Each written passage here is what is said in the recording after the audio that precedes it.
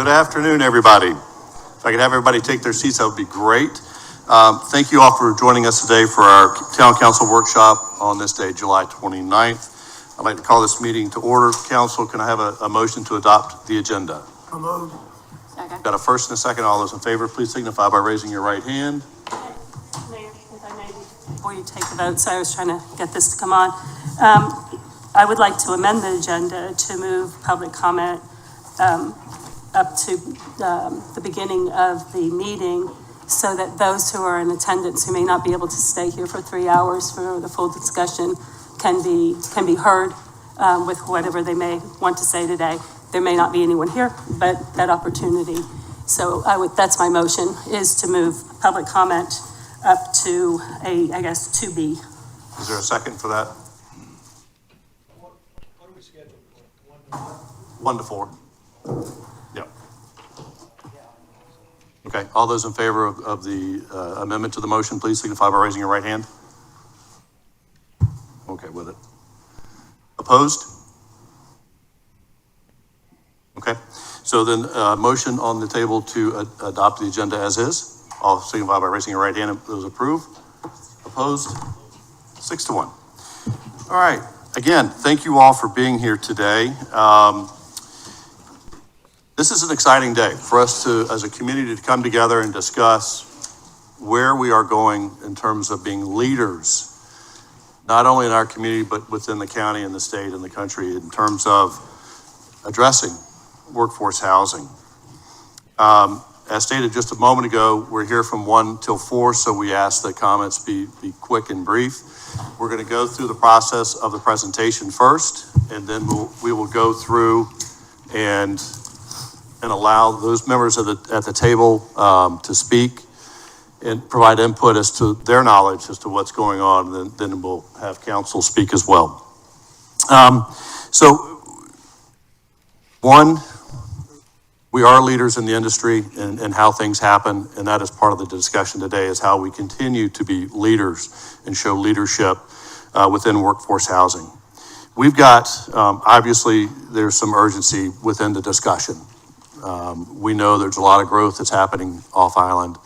We know that this has been a topic that has been discussed for many decades in our community, and now is a good time for this council to hear from community members, hear from each other, and determine what is our future role within workforce housing. So with that being said, Mr. Orlando, I'll turn it over to you, or Mr. Leininger, go right ahead and take away. Can you make that full? Kim, oh, thanks.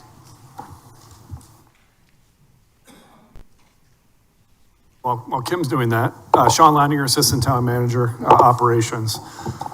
Can everybody hear me okay? There's a lot of people in the room. I saw some earlier holding their ears up. Okay. So, Mayor, members of council, we have a presentation that's going to walk us through a variety of topics related to workforce housing, with the ultimate goal of really here to have a conversation about what it is that we're doing. We'll hear about what's happening in the private sector and what they're doing to support workforce housing in our community. But then also make sure we are all aligned on the direction as a town of what our role is and the direction that we're headed. And we're going to do that. I have an agenda on the screen. We'll spend a few minutes just talking about workforce housing generally, some terminology, some data. It's stuff that I think we all know, but it's important that we take a moment and cover and spend a minute on to level set the discussion. Then we're going to spend a few minutes going through guiding documents. And so, being relatively new in my role still, even after a year, going back and looking at the documents that have been in place for the last 6 or so years to understand what past councils and current councils have asked us to do and the direction that we're on, and then really focus in on those current documents that we're working from that have set our direction for workforce housing. We'll spend a lot of that is contained within the strategic action plan, which town council just adopted 2 weeks ago. We'll spend a lot of our time there. And then we'll look at some sample representative private workforce housing development projects to talk about those activities that are happening outside of the town of Hilton Head. And then really wrap up with a discussion of our role and then some general discussion. So with that, let's talk about how do we define workforce housing. So when we talk about it generally as a town, we go to our LMO, our land management ordinance, and we have a definition within the land management ordinance, and it's here in the lower, sorry, Andrew, if I hit you with this. It's right here in the lower right side of the screen. Our land management ordinance defines workforce housing that is affordable for 60 to 100% of the area median income. That's how we define it from a zoning standpoint. But there are many other industries or many other experts in this field, whether it's the housing urban development, whether it's ULI, Freddie Mae, Fannie Mae. There are a number of other industry or experts in this field that define it. Sometimes we use the terms affordable and workforce interchangeable, but there are differences in what is affordable versus what is workforce. And so these are not my definitions, they're not the town definitions, these are definitions that kind of collate together from all these other sources that are listed on the screen. But affordable housing is housing that is no more than 30% of the household income, and generally for those incomes earning below 80% of their area median income. And we can see that generally involves people on fixed incomes, individuals experiencing poverty, and even those receiving housing subsidies. And that could be seniors, it could be individuals with disabilities, and then households that are earning less than $50,000 per year. Again, not my definition that is used in the industry. Sorry. The workforce housing is defined as housing that is affordable, again, that no more than 30% of the household's income to essential workers. And that AMI range runs generally from 80 to 120%, and we'll talk about AMI in a future slide, but can go up to as high as 150%, depending on the local characteristics, local housing market. And that includes teachers, police officers, firefighters, hospital workers, hospitality and tourism workers, a lot of those essential workforce. Then when we talk about workforce housing, those residents that are providing those services here in our community. Generally, that housing is not subsidized, but it may be incentivized through partnerships, through density bonuses, and other things that we are currently doing here as a town. When we talk about housing just as a bigger picture, at the end of the day, the industry also references attainable housing. Attainable housing is housing, again, that affordability. Not more than 30% of the income is expended on housing, and that's generally 60 to 120%, can also go up to 150%. And you can look at the full spectrum of when we talk about attainable housing, whether it's affordable, workforce, which are the two items we just talked about. You may have heard the term missing middle. You may have heard the term, and then of course, market rate. And the income ranges are associated with each, and then really just a little bit of a description on what does that mean from a housing type when we're talking about attainable housing in those different housing spectrums. So as I mentioned, well, let's make sure we're all clear on what area median income is, AMI. We use that term a lot. It's important that we all understand what it means. And it's as simple as what the words are on the screen. If we take all of the households in the county, we line them up, and we pick the person from highest to lowest, we pick the person in the middle. That's what our area median income is. In this case, it is 112. They look at HUD looks at the persons per household of 4. So the area median income is 112,500. HUD then also goes and breaks this down based on the persons per household. And so we can see generally when we talk about workforce housing, we're talking about a single household earning 46,000 up to a household of 8 earning up to $178,000 to $222,000.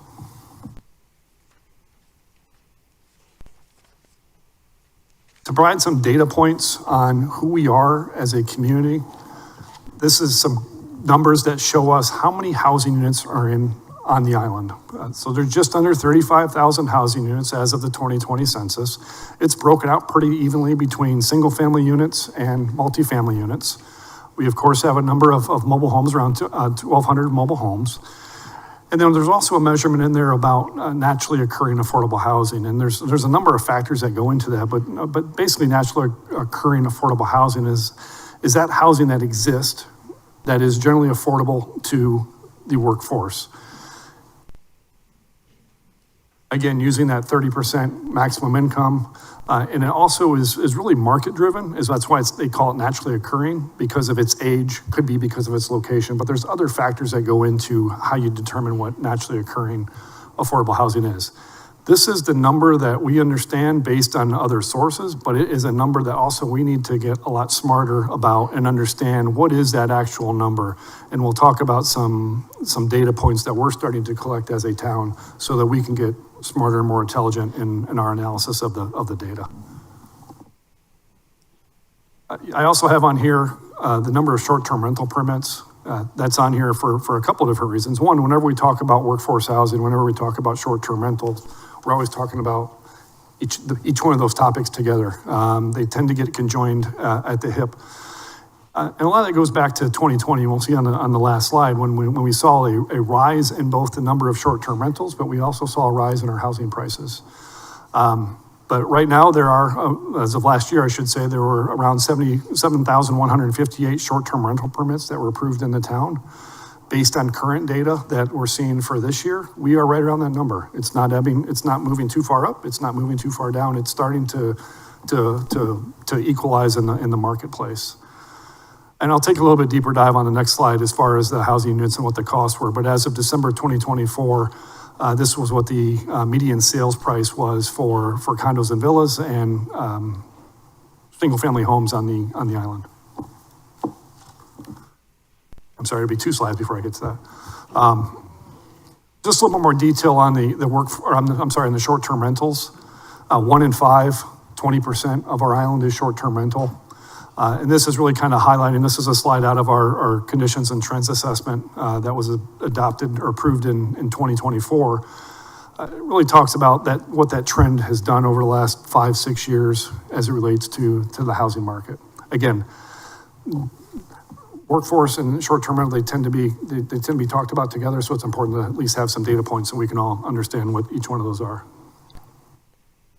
And this is the data that shows the overall housing market changes from 2020 to 2025. So on the top, we have our median sales price, and thank you to the Hilton area realtors for providing us this data. We have the overall sales price of $438,000 in 2020, up 75% so far in 2025 to $771,000. And you can see that breakdown then for single family and for condominium developments. And what's important here when we try to correlate this back to workforce housing is housing costs, at least on the sales market, has increased 72 to 82%. Have the wages increased 72 to 82%? I don't know that they necessarily have for in everybody's instance. And the last slide on the data, just to level set, is where is our workforce coming from? So this table should look familiar from our conditions and trends assessment. The census tracks this information about where workers that work on Hilton Head Island, where do they come from? 14,800 workers come from off the island onto the island every day. That's a 26% increase over the last 20 years. And we send about 6,400 workers off the island to go work elsewhere. That was a 56% increase over the last 20 years. And then in the middle then is everybody who lives and works on the island, the 8,400 number, which actually represents a 34% decline from 2002 to 2020. And we can see, of course, as a tourism and vacation economy, it's no surprise who our top employers are here on the island with vacation, with restaurants, medical, and our public services with the school district and the town of Hilton Head Island as well. So I appreciate you giving me some time to walk you through and kind of level set where we are from a data standpoint. Moving on now into the guiding documents. As I mentioned before, we took a look back to understand kind of where we've been and where we're going. So over the last 6 years, we have adopted a workforce housing strategic action plan that then informed some amendments to our LMO that we adopted in 2020 to create workforce housing, create the incentives that we have in our zoning today. It further evolved into our plan, our comprehensive plan from 2020 to 2040 that we still use and help guide our strategic action plans and other policy documents today. And then the most recent work on workforce housing came from the Finding Home, the workforce housing framework that was adopted in 2022. And we'll spend a minute on, because it is part of the 2026, 2028 strategic action plan, we'll spend a minute on the Finding Home document here in a second. As I mentioned in the opening, Town Council did just adopt, and this is really the key document that we're working from as far as actions over the next 3 years. This is the strategic action plan for that 3-year period, starting this fiscal year, going through FY '28. And in that, as part of that, goal number 8 is advance workforce housing opportunities. And that goal is to enhance workforce housing opportunities through a balanced and long-term approach that supports economic vitality and community well-being. As part of that, we laid out, or you all have laid out, 9 actions you want us to take. I'm going to spend a minute and dive into each one of those actions, just so you can all understand where we are today and where we're headed tomorrow with each one of those items. So now taking a look at the strategic action plan, the first strategy is 8.1, and I'm just going to read exactly what 8.1 says in the action plan. It says that we are going to review the Finding Home Plan to establish a unified position and to strengthen workforce housing tools, partnerships, and services. And so this is the Finding Home Plan as it was adopted in 2022. It lays out 4 different goals and then a series of strategies and first steps to take with each of those 4 goals. So the first goal is to engage, collaborate, and inform community on housing challenges and identify the community-led housing programs and solutions. We are going to do that through partnerships, whether it's at the community level, whether it's at the regional or state level, to work collaboratively on these needs. We are also going to commit to a housing action committee that will then coordinate with town council, as also with the community, to engage and cultivate workforce housing in the community. And there's some critical first steps, developing an online housing communications plan, distributing regular updates on rent surveys, and develop an asset map of local groups. Goal 2 is to create a social, political, and economic environment that stimulates workforce housing through planning, policymaking, and programming. What we are going to do is, from a strategy, is create a multi-year workforce housing action plan that includes prioritized housing tactics and tools. And we're doing that through our strategic action plan. The critical first steps were the housing tactic toolbox and develop and maintain a map and database of workforce housing units. As we'll talk on a later goal, we are beginning our work on that. The final 2 goals were to establish a management program and policies that advance workforce housing opportunities through 3 different strategies. We're going to commit to adding a dedicated staff to provide coordination and planning. We're going to commit to explore and the creation of a professionally managed housing organization, which we've done through Beaufort Jasper Housing Trust. We've done that collectively as a region. And we're also going to commit to a dashboard of core metrics, which, again, as I'll talk about in a minute, is something that we are currently working on. So again, first steps were an asset map, and then to recruit and hire at least 1 staff member. And then the final goal was related to revenue. We want to provide a consistent, sustainable, and multi-sourced revenue model for funding workforce housing solutions and partnerships. We were going to commit to a funding plan, which we established a couple of years ago in the FY '24 budget, a housing fund. We have further advanced the work on that housing fund as a result of some approvals that occurred on 2 weeks ago with town council and allocation of ATEC sources. And we'll talk about that here in a second.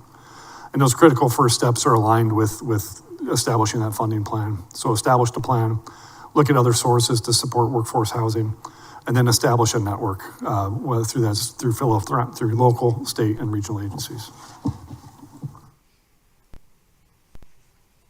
Item 2 was to align this housing action committee with town council, direction to ensure policy alignment, project prioritization, and community engagement. So a couple of years ago, you all established the Housing Action Committee, joining us here at the table today, to take on a couple of key roles, or a key role as it relates, and you tasked them with reviewing the town's workforce housing strategic plan, the housing element of the town's R plan, and the workforce housing framework, as well as any other plans that may be created and adopted to address workforce housing needs. And also asked the Housing Action Committee to help you strategize and make recommendations to how those should be implemented. You also asked the Housing Action Committee to assist the town in determining the relevant housing policies that are necessary to accomplish those goals and objectives, and provide recommendation on any new or innovative ideas that can be part of the town adopted housing toolkit and how we might accomplish those workforce housing goals. So 2 years ago, a little over 2 years ago, that's the direction that we put into a resolution establishing the Housing Action Committee. One of the things we need to do as part of this conversation and moving forward as part of the strategic action plan, make sure we are all still aligned with that purpose and mission of the Housing Action Committee.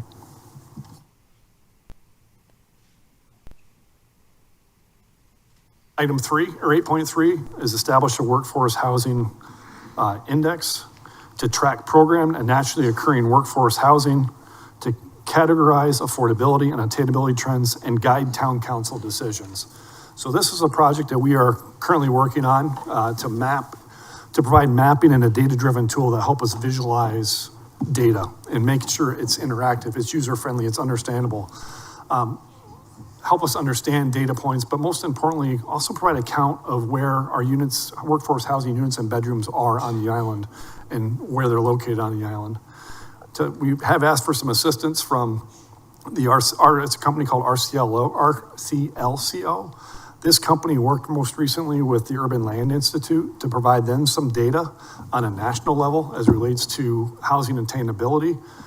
They are also working, we also have engaged with them to help us provide similar data here at the local level to help us understand workforce housing in our community. We're working on this currently, and we expect to have a draft complete here in August 2025. And this isn't unique to the town. There's other sources that you see here. The state of South Carolina has recently come out with, or has a housing map portfolio with there's a whole bunch of data. The ULI data is sitting up here behind that. And this is, don't look at the numbers on here, but this is just kind of a snapshot of what the draft or where we are on a dashboard for the town of Hilton Island is. The next item is 8.4, deliver the North Point neighborhood. And specifically what the strategic action plan says is deliver the North Point workforce housing neighborhood through the coordinated public-private partnership. Now, you all know this. You've heard us talk about this project a lot over the last several months, last year or so. It's important to let's talk about it from a high level, but we also have some information to share with you all this afternoon about the status of that project and the evolution of that project as it continues to move forward towards construction. So just as a reset, the town provided 11 acres on William Hilton Parkway, just west of the Gumtree Road intersection, on state that was acquired, or land that was acquired from the state a number of years ago. It's proximate to the Hilton Head Island Schools, to the Island Rec Center, to the Boys and Girls Club, and to a lot of our job centers with Main Street, with the medical, with Hilton Head Hospital, and the schools. It is an energy efficient, sustainable neighborhood that will provide 157 apartments with amenities and programming on site. You have to be you must work on the island to live in the North Point neighborhood. You also have to earn between 60 and 150% of the area median income to live in the North Point neighborhood. We've accomplished a lot over the last little bit with the coastal zone consistency permit being issued. Town Council, you just recently adopted a zoning text and map amendment that enabled the site and entitled the site for it to be constructed. We're working on the ground lease that'll be considered here. I think that's actually supposed to be September of this year, not August, but we'll correct that. And then we'll begin the development design review and get into construction. And by the end, that's actually be by the end of this year, we'll get into construction. To be clear on what everybody's role in this, One Street, who's here in the audience with us today, One Street is responsible for the financing. They have provided $1 million of investment to this project to date, just in getting the project ready for zoning, for development, for permits. So that's part of the design and permitting, the project management, the construction. They're ultimately responsible for leasing up the site and the long-term programming and property management of it. Our role was to establish that original vision, because it was our property, it was our RFP that we put out. So we established a vision of what we wanted to establish on the property. We made available the 11 acres, and we provided it, and we're providing that through a 65-year ground lease. So the town will still retain ownership and control of the property. We provided the zoning entitlements. We provided a $1 million grant, and contribution is secured from ARPA, so using federal money to help support the project. But then we're also helping with some of the construction on the site to provide infrastructure to it and support it. whether that's through the frontage road, through the post office service, providing a better connection to our schools, to the rec center, with Gumtree Road and Safe Routes to School, and then ultimately long-term monitoring and management or programming support for the project. You can see the project phasing. The project phasing is correct on this slide, where we have phase 1 due diligence, phase 2 zoning approval, phase 3, which is really where we're in right now, which is that pre-development, and then getting construction in Q4 of 2025, including the 65-year ground lease. You've seen the site plan. This was a part of the zoning text amendment, the map amendment that you all saw at your June council meeting. Laying out the site, showing how we can accommodate 157 units on an 11-acre site, but still provide a tremendous amount of open space along its frontage through the buffers, integrated and walkable throughout and within the site, with some spaces in front of and adjacent to buildings that's usable. It's not just tucked in the back corner as a retention pond. It is active, usable space with if I can figure out the buttons, with amenity space for the pool. But then really the most important part here along Jarvis Creek, protecting some sensitive land along the edge of that creek, and turning that into just a passive space for residents to utilize and gather and enjoy the views over Jarvis Creek. And then a rendering of what that project is ultimately going to look like, and some of the more recent concepts that are coming to light now that we've advanced the construction. If I might, Mr. Orlando, I see Mr. Dave Dixon in the crowd from One Street Partners. So you want to? Yeah. Dave Dixon's here with us today. He's the president and CEO of One Street. I'll let you introduce yourself. But as we bid out the project quite some time back, folks from across the country bid, and we through a bidding and qualification established a partnership agreement with One Street Residential. We've been working along this road for some time now, and happy to have you back here with us today. Thank you, Mark. Thank you, Mayor, council members, and guests here. Let me just first say what an honor it is to be here today. And we've got some news to share that we're really excited about, a long time coming. And listening to the presentation here, just a few things to note. One is that we've got an incredible community that we have conceived. You've seen I hope you like the site plan and the architecturals. They're going to be beautiful. What we've been able to do in partnership, public-private partnership, that just doesn't happen without heavy involvement of federal housing programs, which we do not have here.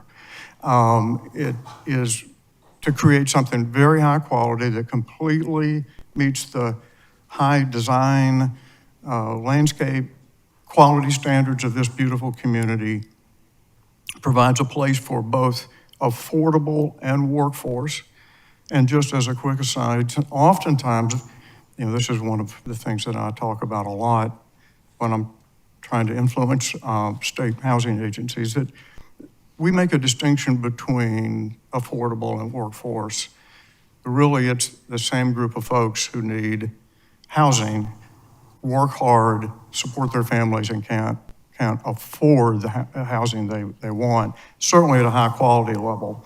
But in fact, sometimes the only difference is between one income and two incomes in the household. Two working people will sometimes, get you into that are working an affordable job will get you into the workforce category. And that's what we're able to do here, which is so difficult. And I can say I've worked all over the Southeast for 35 plus years. I've never seen this kind of investment. The mayor started out just noting what a leader the town of Hilton Head Island is in this area. And I would fully tell you I'd support that. We just never have seen the level of investment that the town is making here to do something like this. It is not easy. It takes long-term commitment to do something beautiful, high quality, financeable, that is actually also sustainable and meets all of the goals, and that we can actually build it and finance it. And to that, I just want to acknowledge a couple of people here with me today. First is Ms. Robin Haddock, who is really one of the premier, in my mind, developers in the Southeast. She's won awards for a lot of the development she's done in Savannah here, and she's our lead developer. And then Mr. Brian Flanagan, who's with RBC Community Investments.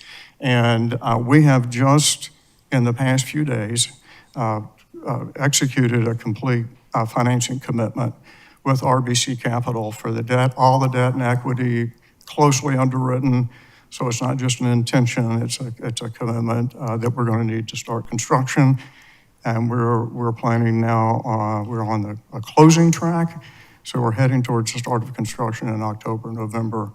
I'm pushing for October. The way things, happen is it's probably November. But Brian, would you mind getting up and just sharing a little bit of your perspective?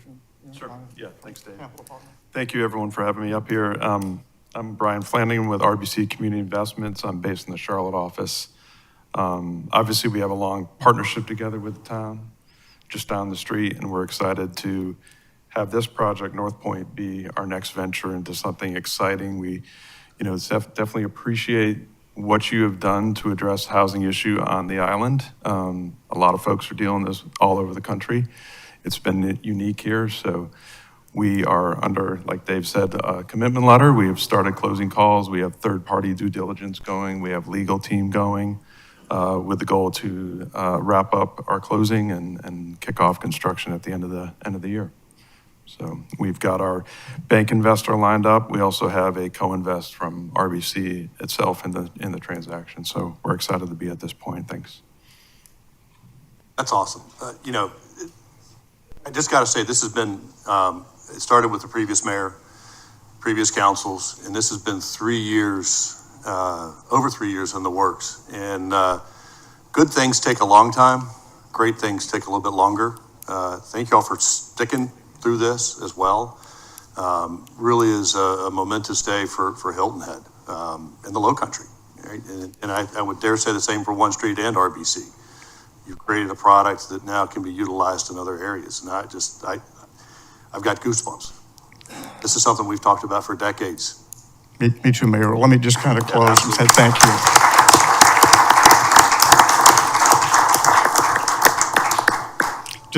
Thank you. I know you've got other things to do, so I'll sit down here in a minute, but I just want to tell you how grateful we are for your years-long continued trust in our ability to do this together. And so we're just excited to actually see some dirt moving and some buildings going up here soon. So Thank you. thank you. I appreciate that Dave says October and the rest of us are looking at each other saying, are we ready? Ben in the back left corner, he probably shouldn't be at the back left corner because Ben Brown has been our project executive and our internal project champion on this project. So I couldn't let today go by without telling Ben a very important thank you. I know that we also have a North Point advisory committee that the town council has set up, and I see a few members of the audience here with us today. Mr. Lennox, Mr. Scott Weirman, I don't know who else is here, but I just see a lot of faces. So I also want to say thank you to them because this really started as an idea at a similar workshop a few years ago. And it was putting an idea on the table to leverage and utilize some of our land, right? And so through a public-private partnership, that is an industry practice, we couldn't do this ourselves, and we started to realize that the private sector couldn't do this themselves. So we came together, established the public-private partnership, and really what our role was pledging and leveraging what we already owned, but also establishing that project vision. So one, Ben's been behind it all, but definitely a big thank you to Dave and your whole team. And I think what really matters, and I'm not sure if everybody heard, like RBC is they're providing some financing, the debt, but there's the equity partnership that I'm so ecstatic about, right? RBC through an investment becomes our equity partner in our very first public-private partnership. So an amazing congratulations to everybody involved. May we show a project video that we've built a little while ago, and before at least a few of us in the video look too much older. Can we show it? I don't want to speak, Yeah. I don't want to speak for y'all, I'm speaking for Absolutely, me. but also I need to mention that Mr. Stanford's here as well. Yeah. Yes, he's here. Hello, sir. Thank you. Well, Kevin, You brought it up. Maestro, Can I afford to live on Hilton Head Island, to work on Hilton Head Island?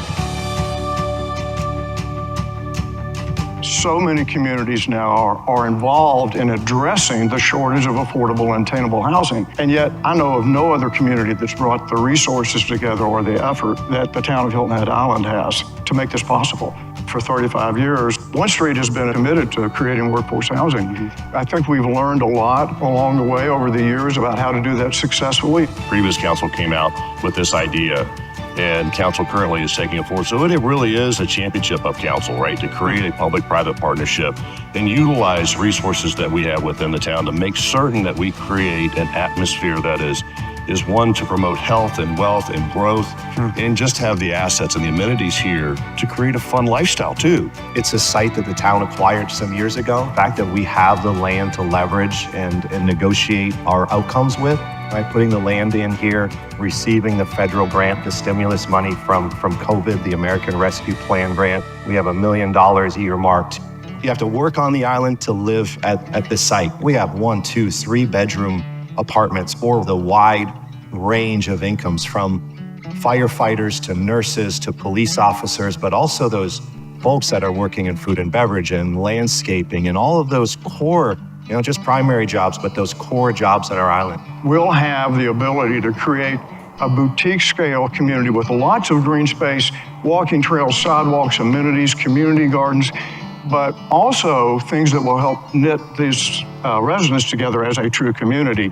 It really is a special thing to come in here and create a quality of life for our workers, for the people that make a difference in our community. And it's partnerships with the Boys and Girls Club, with the Rec Center, with other organizations, and to bring a different and unique quality of life aspect to workforce housing. There's no place that I know of like Hilton Head Island. So this is a special place with a special form of beauty. How many of us flock here because we just love to be here? The opportunity to do this with a forward-thinking town and town council and community that includes nonprofit organizations and businesses is unlike anything we've ever been able to do. And I think the result is going to be more beautiful and more livable than anything we've had an opportunity to do in the past.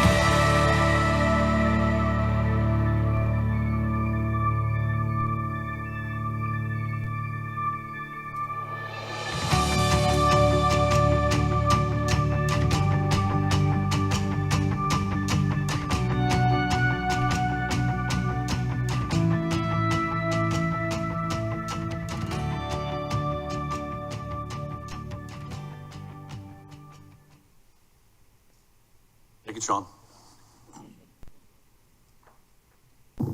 well, I'm not sure how I can follow up that, but we'll keep going.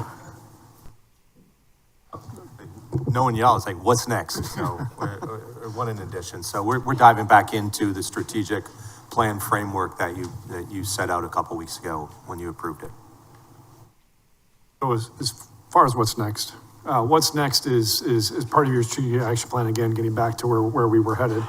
8.5 is establish a Bryant Road public-private partnership.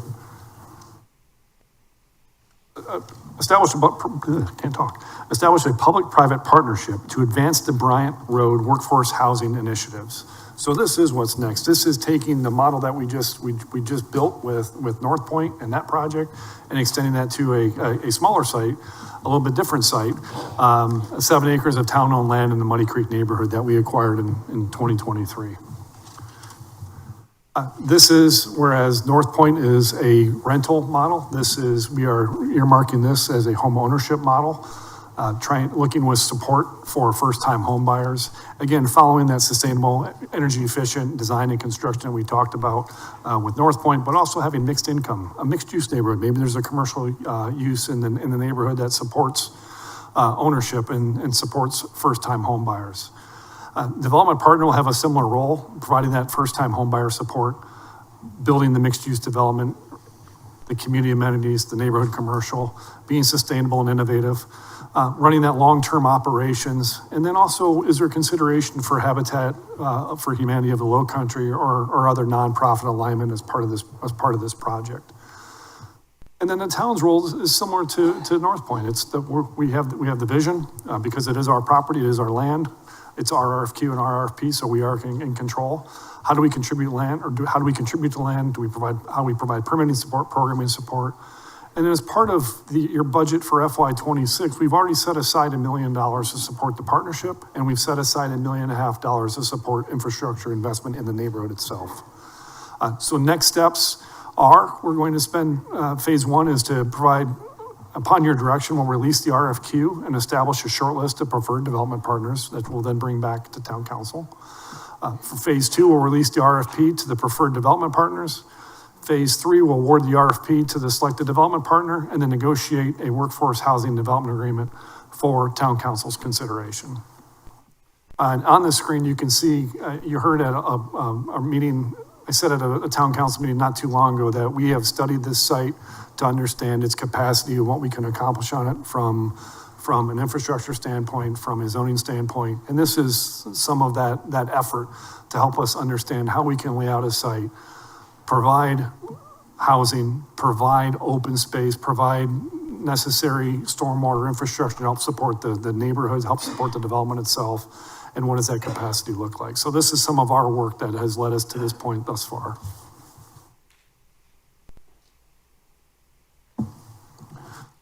The next action item is to assess the housing fund's sustainability and multi-year investment strategy by identifying diverse recurring funding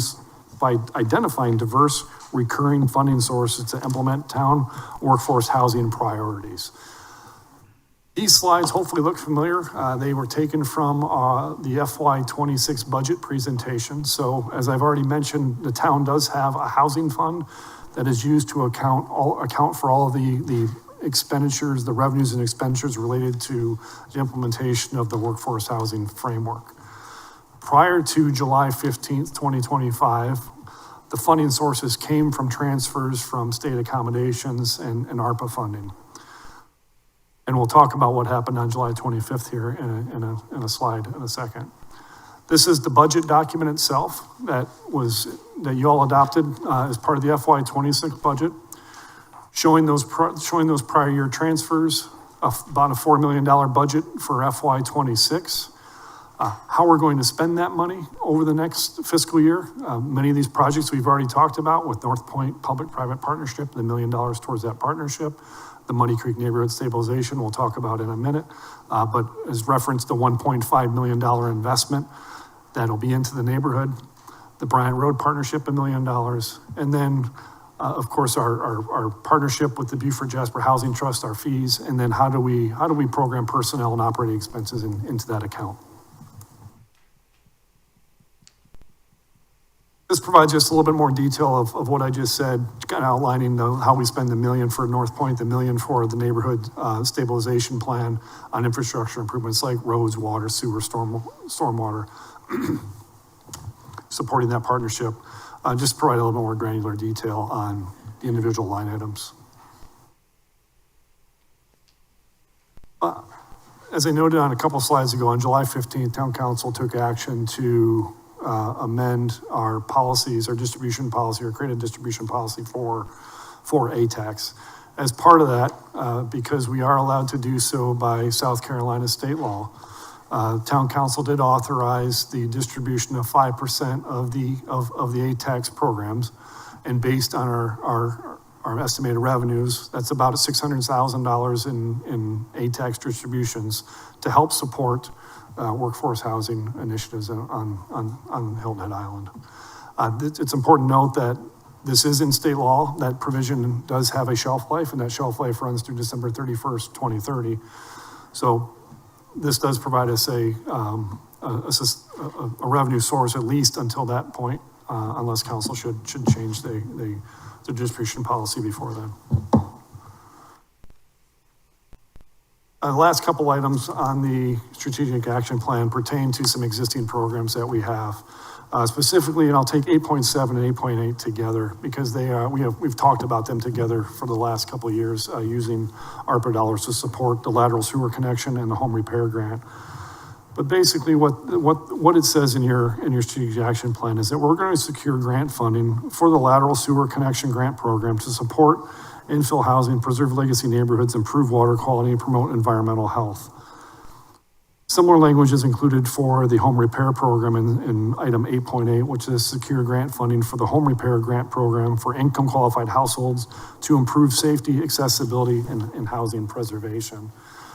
Over the life of this program, and we have expended all the dollars that are allocated to this program at this point in time, but for the lateral sewer, and those were ARPA dollars, so those were federal dollars that were handed to the town with specific requirements of how we had to use them and how we had to spend the money by.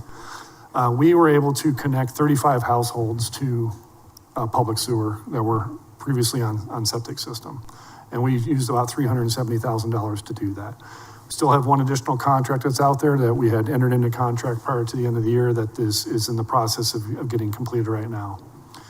Similarly, with the home safety repair program, we utilize those funds to address urgent repair needs on homes around the community. Again, also funded through the ARPA dollars, the American Rescue Plan funds. We were able to complete 106 projects, which are outlined there on the screen, most of which were, of course, essential home repairs. But we also had some tree removals to help remove some hazardous trees that were impacting or potentially going to impact the homes that they were adjacent to. And we have 2 additional contracts that we're waiting on for pending completion right now. And so it's almost $1.5 million that we spent on those 2 programs alone. We are currently working to try to find additional funding to help support that program. We're doing that through the Beaufort Jasper Housing Trust and through SC Housing to help continue that work. And finally, as it relates to the strategic action plan, we're tasked with participating in an annual housing summit to report progress, promote innovation, and align regional nonprofit and employer contributions. So there are housing forums in the region. One that is available is the Low Country Affordable Housing Forum and similar events. But that's the forum where we can go to and have those conversations, sharing some great news of the work that we're doing, but also then have some conversations with others in the region and in the state about and learning about what they're doing to help support workforce housing. And just to close the strategic action plan, in the action plan, there are dots next to each fiscal year. This is a little bit more granular look at all 9 of those items to really show you where we are as it relates to each one of them. The first 3, we're of course here. The first 2, we're here today talking about finding home assessment and housing action committee alignment. We're working on our workforce housing dashboard. We're well into the process for delivering the North Point neighborhood, getting pretty steady and momentum's building on the Bryant Road project that'll continue on through the 28 fiscal year.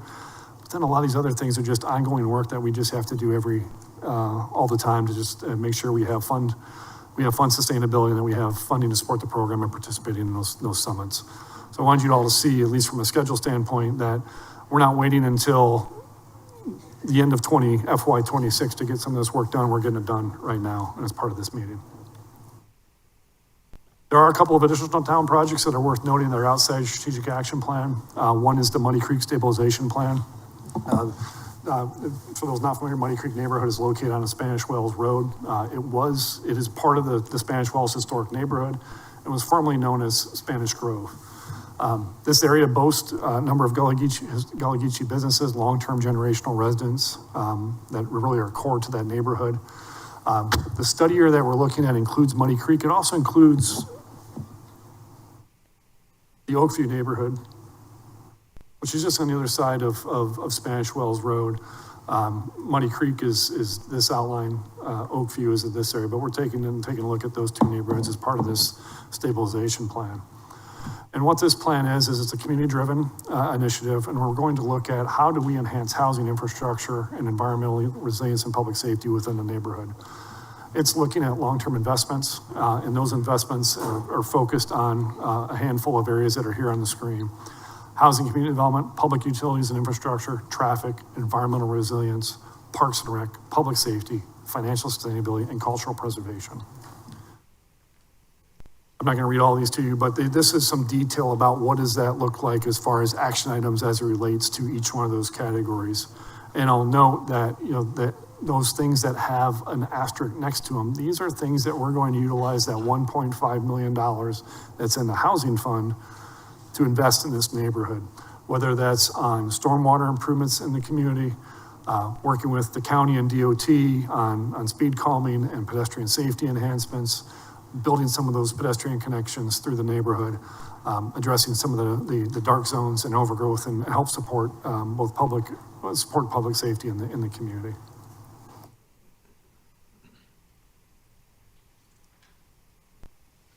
In May of 2025, Town Council also adopted a housing displacement mitigation support plan that really brought together local expertise, resources, in a coordinated manner, to ensure timely responses to housing displacement. This really came out of the Chimney Cove example that we talked about as part of that project. And finally, we have recommitted to the Beaufort Jasper Housing Trust. There were bylaw amendments that were adopted.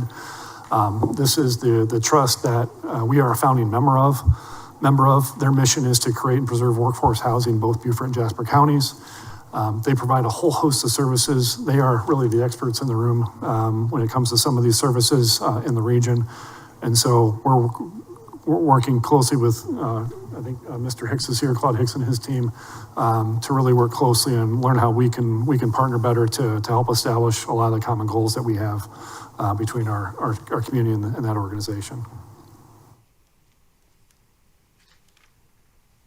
So I want to highlight a couple of sample representative workforce housing private projects that are occurring through, or have occurred and are occurring throughout our region. And we'll really start with this slide because I think this tells kind of the tale of where we've been, at least from what we understand from a sampling standpoint. Can't do that to me. From a sampling standpoint, as it relates to privately led initiatives, but also then some initiatives from nonprofit organizations that rely on low-income housing tax credits, to rely on some of the HUD programs. And then there's a couple of activities that we've supported through the CCDC as well as Habitat for Humanity. So what's important here is that just based on this sample representative listing of neighborhoods, we have about 389 units that have been built in our community. We also know that through partnerships that we've established, through others that have contacted us about work that they're doing, there's another 417 to 427 units that are being talked about, being considered planned in the community. That's a total of over 800 units that are at least documented on the screen. I understand there may be some others that we're missing. Maybe there's other ways we can look at them because, for example, One Park Lane says 3 units, but we know there's a lot more bedrooms on that unit than others. But this is at least what we're looking at. And the private market is coming and helping lead this. Other nonprofits are coming to help lead this, and the town is coming to help lead this. So none of us are in this alone.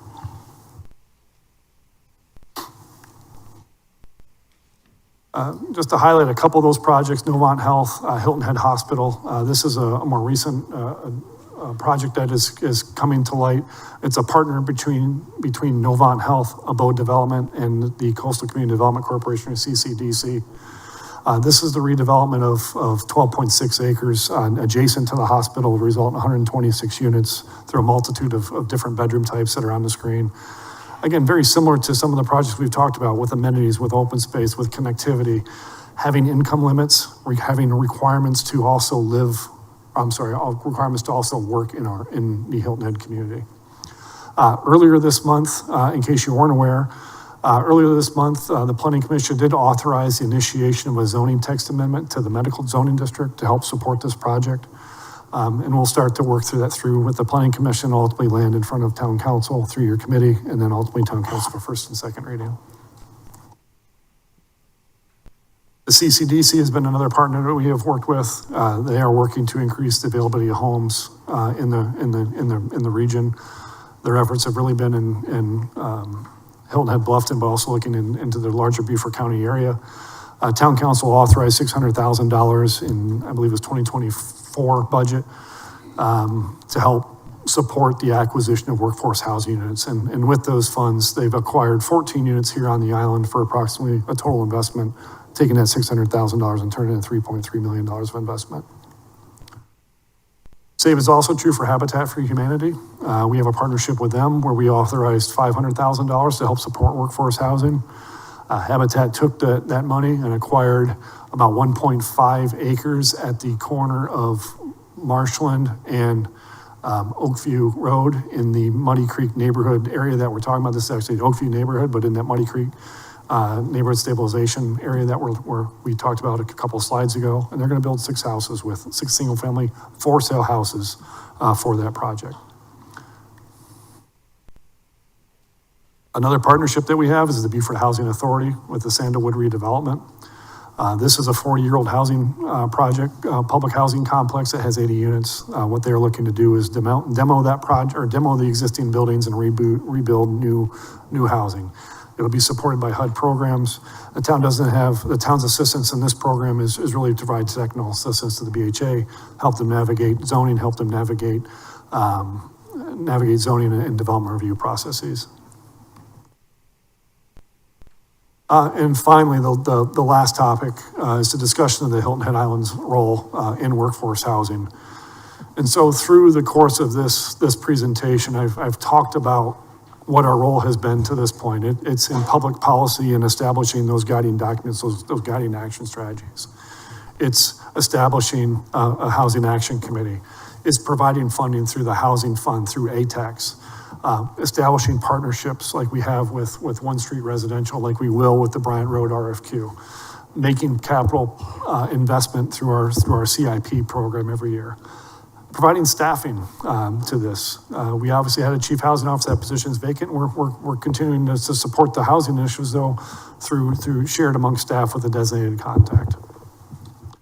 We are also working with to provide zoning, land use alignment, and incentives, and we also provide technical assistance to those that need technical assistance in preparing their developments. So that's our role. I think it's important for us to have a conversation about is this the role?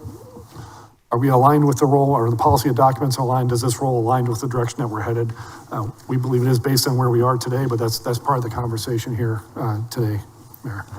And I think that is all I had. So yeah, so then I'll turn it back to council for conversation. All right, great. Thank you, Sean. A lot of great information.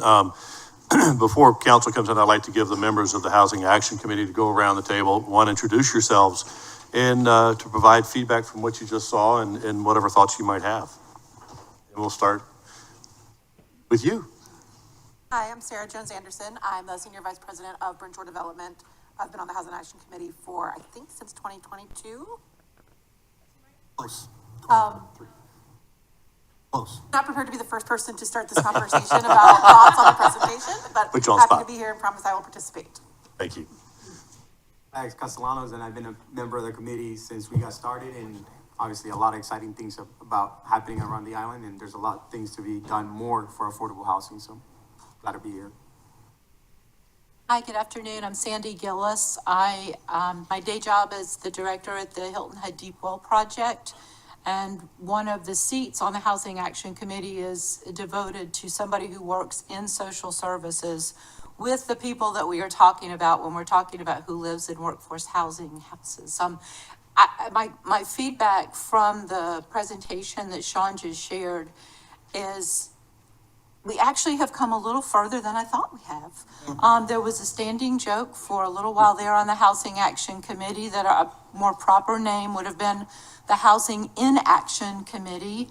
But this gives me hope that there was a lot more happening there than perhaps we gave ourselves credit for. I think part of the challenge is we do feel that time is short and we do need to be moving quickly, and it's definitely, things just don't move fast sometimes like we would like to. But I would like to salute town staff, all the different committees.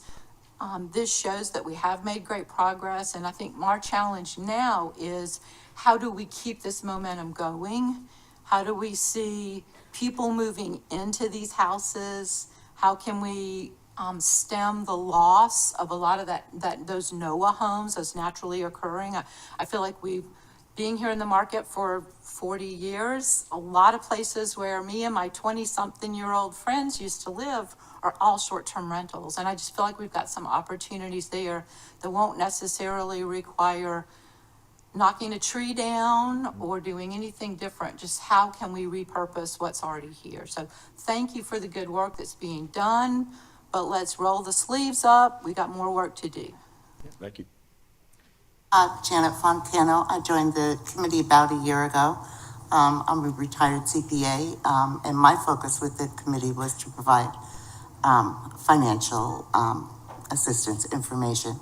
I agree with Sandy that it is a frustration on this committee that we feel like we're not moving forward at all.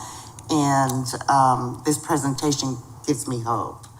And I think it's equally as important. I think there seems to be some misconception as to the commitment of the town, or more so the funding of the town. And I'm hoping that this presentation shows that, we're doing grants and land contributions, but we're not asking the residents to take their tax dollars that they've spent and put towards the workforce housing. And it seems to be a real misconception that that's what we're asking. Thank you. My name is Katie Varon. I've spent my career in the market rate housing sector, mostly in land acquisition, land development. I'll echo Sarah and say that I wasn't prepared to make comments on the presentation, but I think that the thoughts that have been shared thus far are valid. My only additional comment would be that if and how the Housing Action Committee moves forward, I would hope that the town would lean on the fact that there has been a significant amount of hours invested in vetting the Housing Action Committee in terms of their backgrounds, their knowledge base, their ability to serve and help. That's why we're all here. And I would just request that you guys put that to use rather than having us serve as a committee that sits here and hears presentations and doesn't do anything. I'm ready to work. I grew up on this island. I was born and raised here. It is something that I see every single day as a youth soccer coach, as a PTO president, as a mom and friend and things like that. I'm very blessed to live where I live, but there are so many people that need the housing that we can help provide. And I echo, that we are not doing it quickly enough. And I think that we have the resources to do it, and we have the community partners to do it, as evidenced here. And I just ask that you let us work for you instead of making us another box to check. Awesome. So I'm going to, there's a lot of questions to answer today, and I'm not going to go through and ask them right now. But I'm going to let council go ahead and for those that want to speak and what was presented, what their feelings are. I think it's important to hear that. So if we have any council members that want to speak up, please let me know. Mr. Brown? I'll break dice. I want to start with this is a great day. Glad to see so many folks here interested in this topic. Almost ecstatic about Ms. Jones Anderson bringing that little baby here today. No offense to all of y'all out there, but that's why I do this, okay? For our future. I'll start with the Housing Action Committee. I thank them and applaud them for hanging in there and being here with us today and being candid with your comments. And I, for one, think that there's a need for the committee to carry forward, particularly with the momentum that Ms. Gillis says that they're starting to see through today's presentation. The data. This is the first time we've really dove into some data here, okay? And thanks, Sean, for putting it together for us. I was gonna ask Mr. Orlando, we plan on cloning Mr. Loniger? Cause he's got a lot of balls in there. No comment. There's too many people watching. I was gonna say, I thought I cloned myself with him, but I won't say that. Sean is a big addition. Sean is an assistant town manager, and I will say this, he dove into the details here and started measuring some of the information. We still have a lot of work to do in front of us, but I will tell you this, Sean will be leading and staff will be working for him and with him as he leads. So I'm not sure we're gonna clone him, but we do have a lot of staff here that's very capable, especially working alongside with him, so. Yes, I'll just go ahead and plug my expectation. We have a housing fund, and through the budget process, there's a line item for staff associated with this initiative, right? And you and Mr. Loniger have a lot of balls in the air. We look at our strategic action plan. Obviously, there's a lot of things that are assigned to Mr. Loniger. And based on the comments that we've heard from the action committee, I feel very strongly that we need to have somebody that is going to wake up, breathe, think, and move this along on a daily basis versus it being set aside sometimes for us to focus on other things, okay? I just want to make sure I say that out loud. As far as the presentation is concerned, the data I think we need to continue to mine. My focus really is on the strat plan. We've got 3 years worth of work in that strat plan around this initiative. And as we start to put metrics around each of these, we've got KPIs associated with it. To me, the Housing Action Committee helps us with that because they will be focused on just that. And the other part that I'm gonna say out loud is they're not political. They're not bouncing between constituents or supporters. They are getting down into the real issue and bringing back feedback for us to consider. So to me, putting HAC next to all of the items on the strategic plan around housing makes a lot of sense. We talk a lot about what's here, what's not here. I did a little crunching on some of these numbers. So we talk about home ownership a lot, but when you look at what they've laid out in our package here, a little over 10% of the units that are on the ground right now that are home ownership in this category, out of 35,000. That's something to talk about, okay? I think we need to figure that out. We need to figure that out with our nonprofit partners. It's a metric that I think we can get better at. The other thing that was alarming to me was the 30% decline in workers that live on Hilton Head. We start to think about what's happening on the mainland.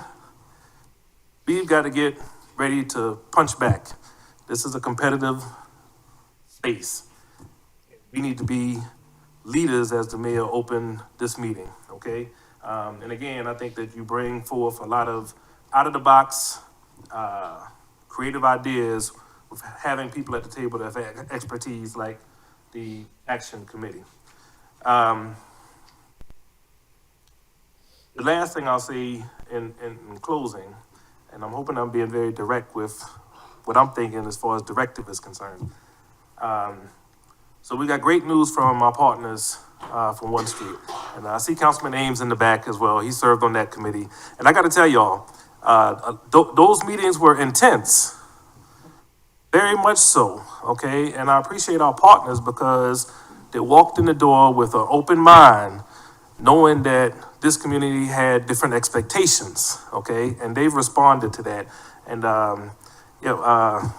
RBC, I remember in a meeting, I don't know, last year sometime, and they're sort of slow about if they're gonna be able to raise that money. But now they have, okay? So kudos to you guys. Obviously, it's very important to have the financing aspect along with it. So we congratulate you and appreciate you being steadfast in this moment. So we said, what's next? Mr. Loniger said, Bryant Road, which also includes the Muddy Creek stabilization plan. There's a lot in that. we've laid out some bullet points, but we all know that the details can sometimes be the devil. I feel very strongly, because that is in a Gullah Geechee historic neighborhood, that the Gullah Geechee Historic Neighborhood Community Development Corporation be a stronghold as we move that project forward. I've said from the beginning, when I first said, let's buy the land, that I'm not interested in gentrification. I'm interested in enhancement. And no way better to do that than have the CDC on the ground working along with the community members so that we can bring forth a project that it makes sense in that area. Because it's not just about building some houses, it's about building community. Thank you, Mr. Mayor. Thank you. Other council members? Ms. Bryson?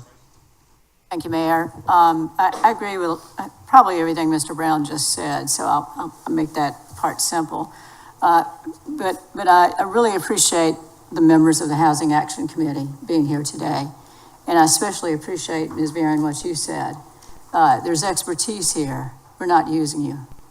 And that's a crying shame. And I think we need to have better communication with you. Town council needs better communication with you. Town staff needs to communicate with you about what is happening.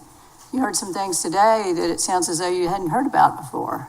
And that's a shame, because we need your expertise on carrying out these strat plan items. That's why we ask you to serve.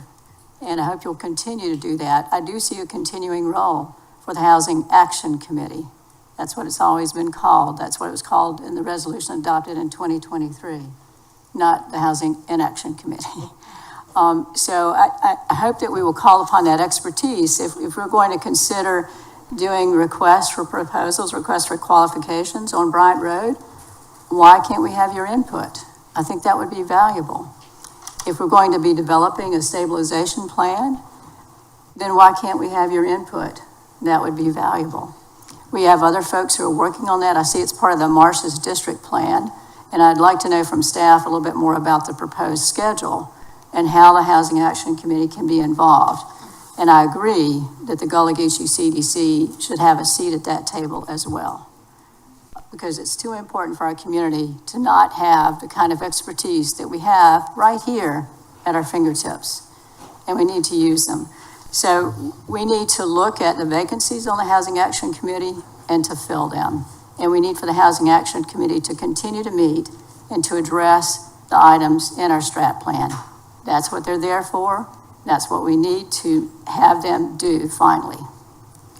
So that's one of the things on our current role list that we're to address. Another one is the public policy, finding home.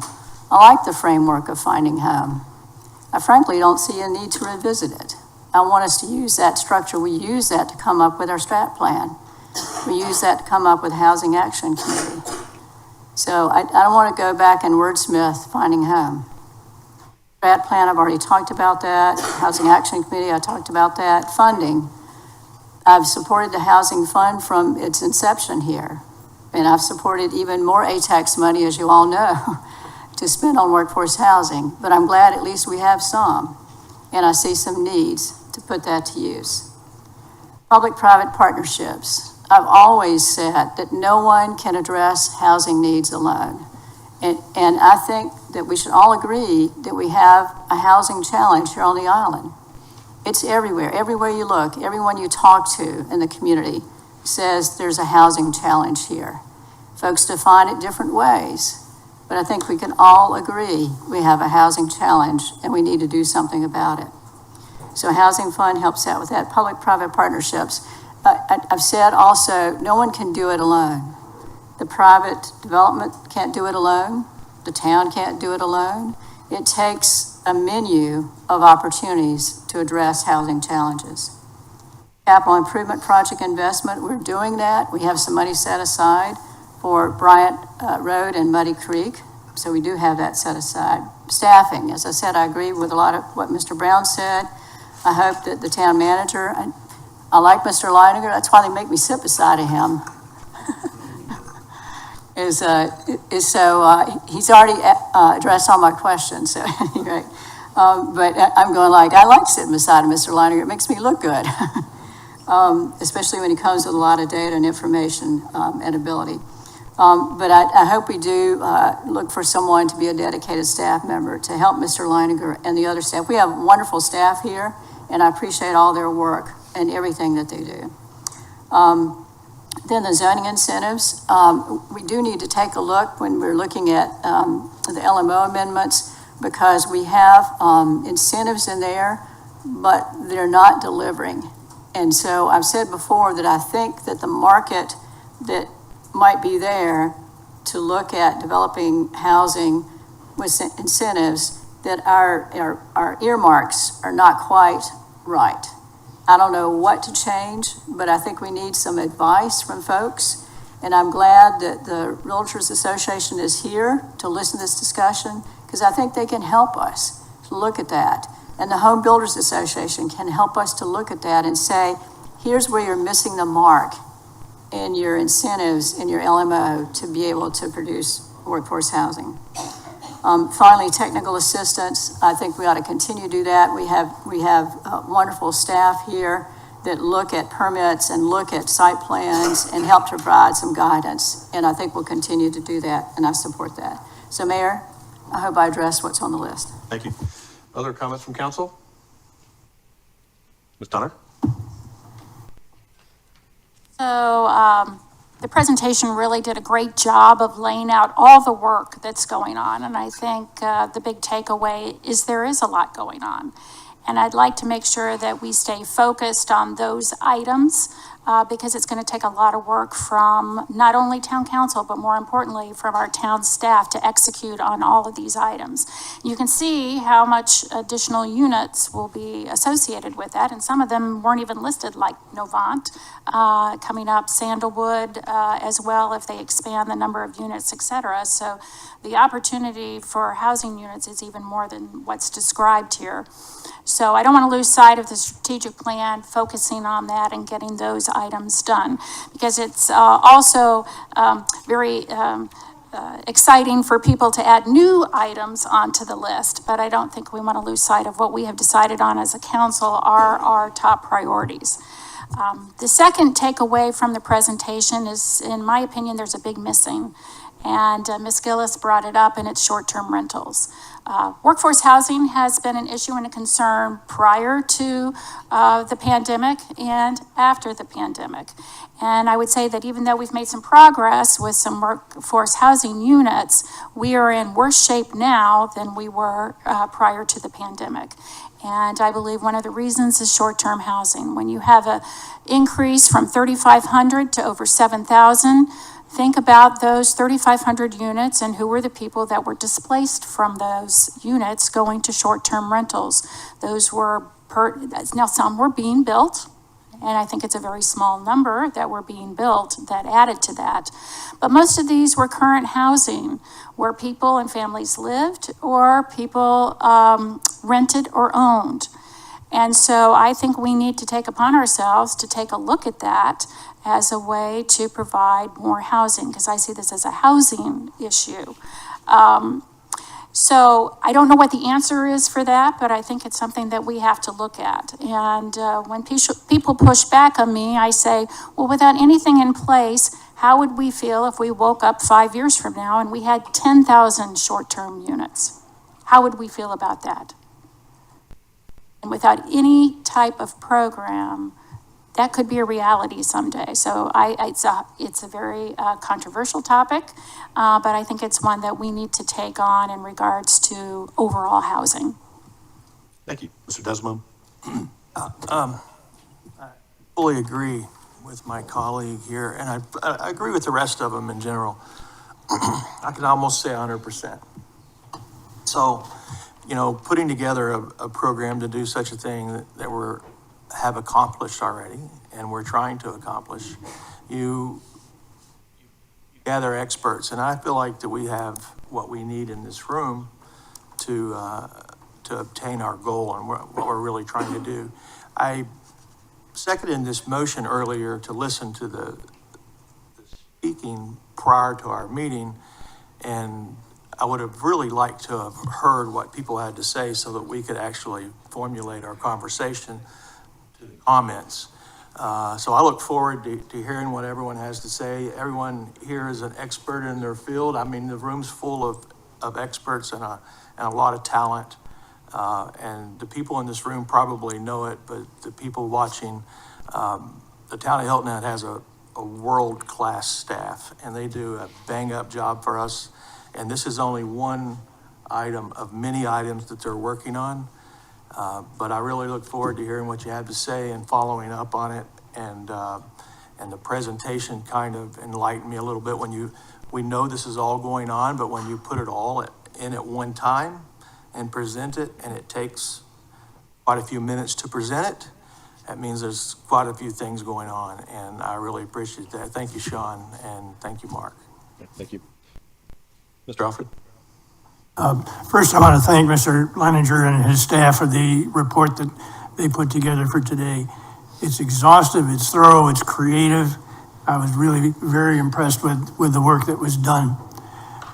It was mentioned by the gentleman from 1 Street that Hilton Head is a great place to work. It has lots of beauty and amenity and attractions of all kinds. It has a great reputation in a lot of areas. One of them that it does not have a great reputation for is moving public projects through in a reasonable period of time. Back in 2018, there was an outside presentation of the need for workforce housing with an indication that we needed 200 new workforce housing facilities every year for 10 years. We haven't gone very far along that, although these pages here indicate that we're making some progress. There's a lot to be done. We all know that workforce housing is really important for so many aspects of our community. And I'm very much hopeful that this excellent report that Mr. Leininger put together gives us a kick in the butt to get moving and try to do things much faster in the coming months. Thank you. Ms. Becker, I think you're next. Thank you, Mayor. Well, first I wanted to thank everyone for coming today and to joining in to this conversation. I apologize for my cough and the tone of my voice. I'm just getting over a pretty bad cold. And so with that, staff has put together an excellent report. Ben Brown was mentioned earlier, and I want to make sure that I mention Ben Brown, because it's because of Ben Brown's dedication to the 1 Street project that I, a reluctant participant, has come full circle. And I believe in what it is that 1 Street has committed to the town that they will provide. And I'm counting on that for the future. I not only see it as a Class A project with a substantial importance in terms of its position to helping the community, but also as a world-class project that we together should be proud of and should be highlighted for other communities to follow. So I wanted to make sure that I clearly thank you all. In terms of, I'm going to try to make this flow as easily as I possibly can. But back to the report. Let me start here because there are other things that I want to highlight that I think are important, that are only, the surface is only brushed here with the sampling representative workforce housing. Those in particular that I want to highlight are those that come from the private sector. And they're not all fully documented here. We know that there are many housing units, and I'll get to that term in a moment, but we know that there are many housing units that exist, workforce housing units that exist on Hilton Head Island that are built and managed and run by private enterprises, private individuals, companies, and they're not included in this data. And you know why they're not? Is because they haven't come to the town asking us for anything. They do it of their own volition and their own goodwill and with their own finances. And I want to make sure that we don't brush that aside, because I think that's an important part of what every community should encourage and celebrate, is the fact that we have members of our community who stand up and do the right thing to help the full community, but also in particular, many of those organizations, enterprises, et cetera, are people who own businesses on the island. And so they have a need, right? They've expressed it, we all hear it, that's what we talk about all the time, the workforce need. People can't hire, they can't get people to stay. But instead of coming and knocking on the door of government, they stood up and they took their own resources and they provided their own solutions. And I do not want that to be bypassed. And I want to strongly encourage all of us to celebrate them and to celebrate up and encourage others to come forward and do exactly the same thing. Because government works best when government stays out of the way. So having said that, I want to move on to the term units. Because in some of these instances, we talk about a unit being a physical building and not necessarily what that physical building capacity is for occupancy. And in many of these cases, no surprise there. In many of these cases, the unit isn't housing one individual worker, but a unit is housing as many as the bed capacity or the return on investment plan provides for. So, for instance, one particular unit can have 36 beds for 36 employees. So these numbers are deceptive. So that's something we have to keep in mind. We're talking about workers needed. Not everybody wants to live in a dormitory style. I've argued that from the beginning. I don't think we're creating the kind of housing that encourages community, that encourages development of an island that works collaboratively together for the future. I think we're off target, and I've said that from the beginning. And for the beginning is from my seat on this council in 2018, when all of these documents have been approved. So I have been a participant in approving what you see here today as progress.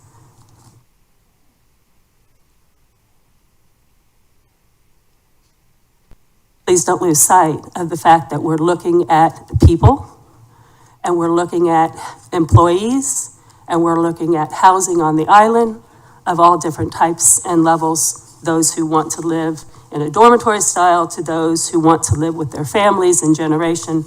And there's a lot more to be said on that, and the record is clear on those issues. I also want to address something else that I heard. Much of what I have to say beyond this is really reactionary to some of the things that I've already heard. I want to remind everybody that with the ATAC commitment of the 5%, that didn't come out of thin air, that came out of CIP. And so those capital improvement projects now will have less money to move forward. And that may be okay. It may be that the town does more than we need to do, or promises more than we need to do. Although we just heard from my colleague that we promise and don't deliver in a timely fashion. It takes money to do that. And so when you're talking about the money that it takes to make those deliveries, you have to talk about the dollars and where they come from. A lot of these dollars are coming from tourism. And when we start to talk about tourism, we start to chase our tail a little bit. And I just want to talk a little bit about that because it relates to workers and workforce housing. The more short-term rentals we have, the more tourists we bring in, the lower our daily average rates go.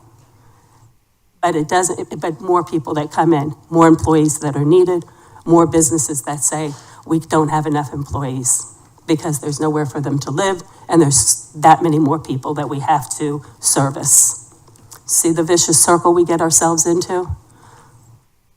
So the short-term rental issue is important. We must talk about that. We have to figure out something about that. It's very complicated and there's many things to tease out of it.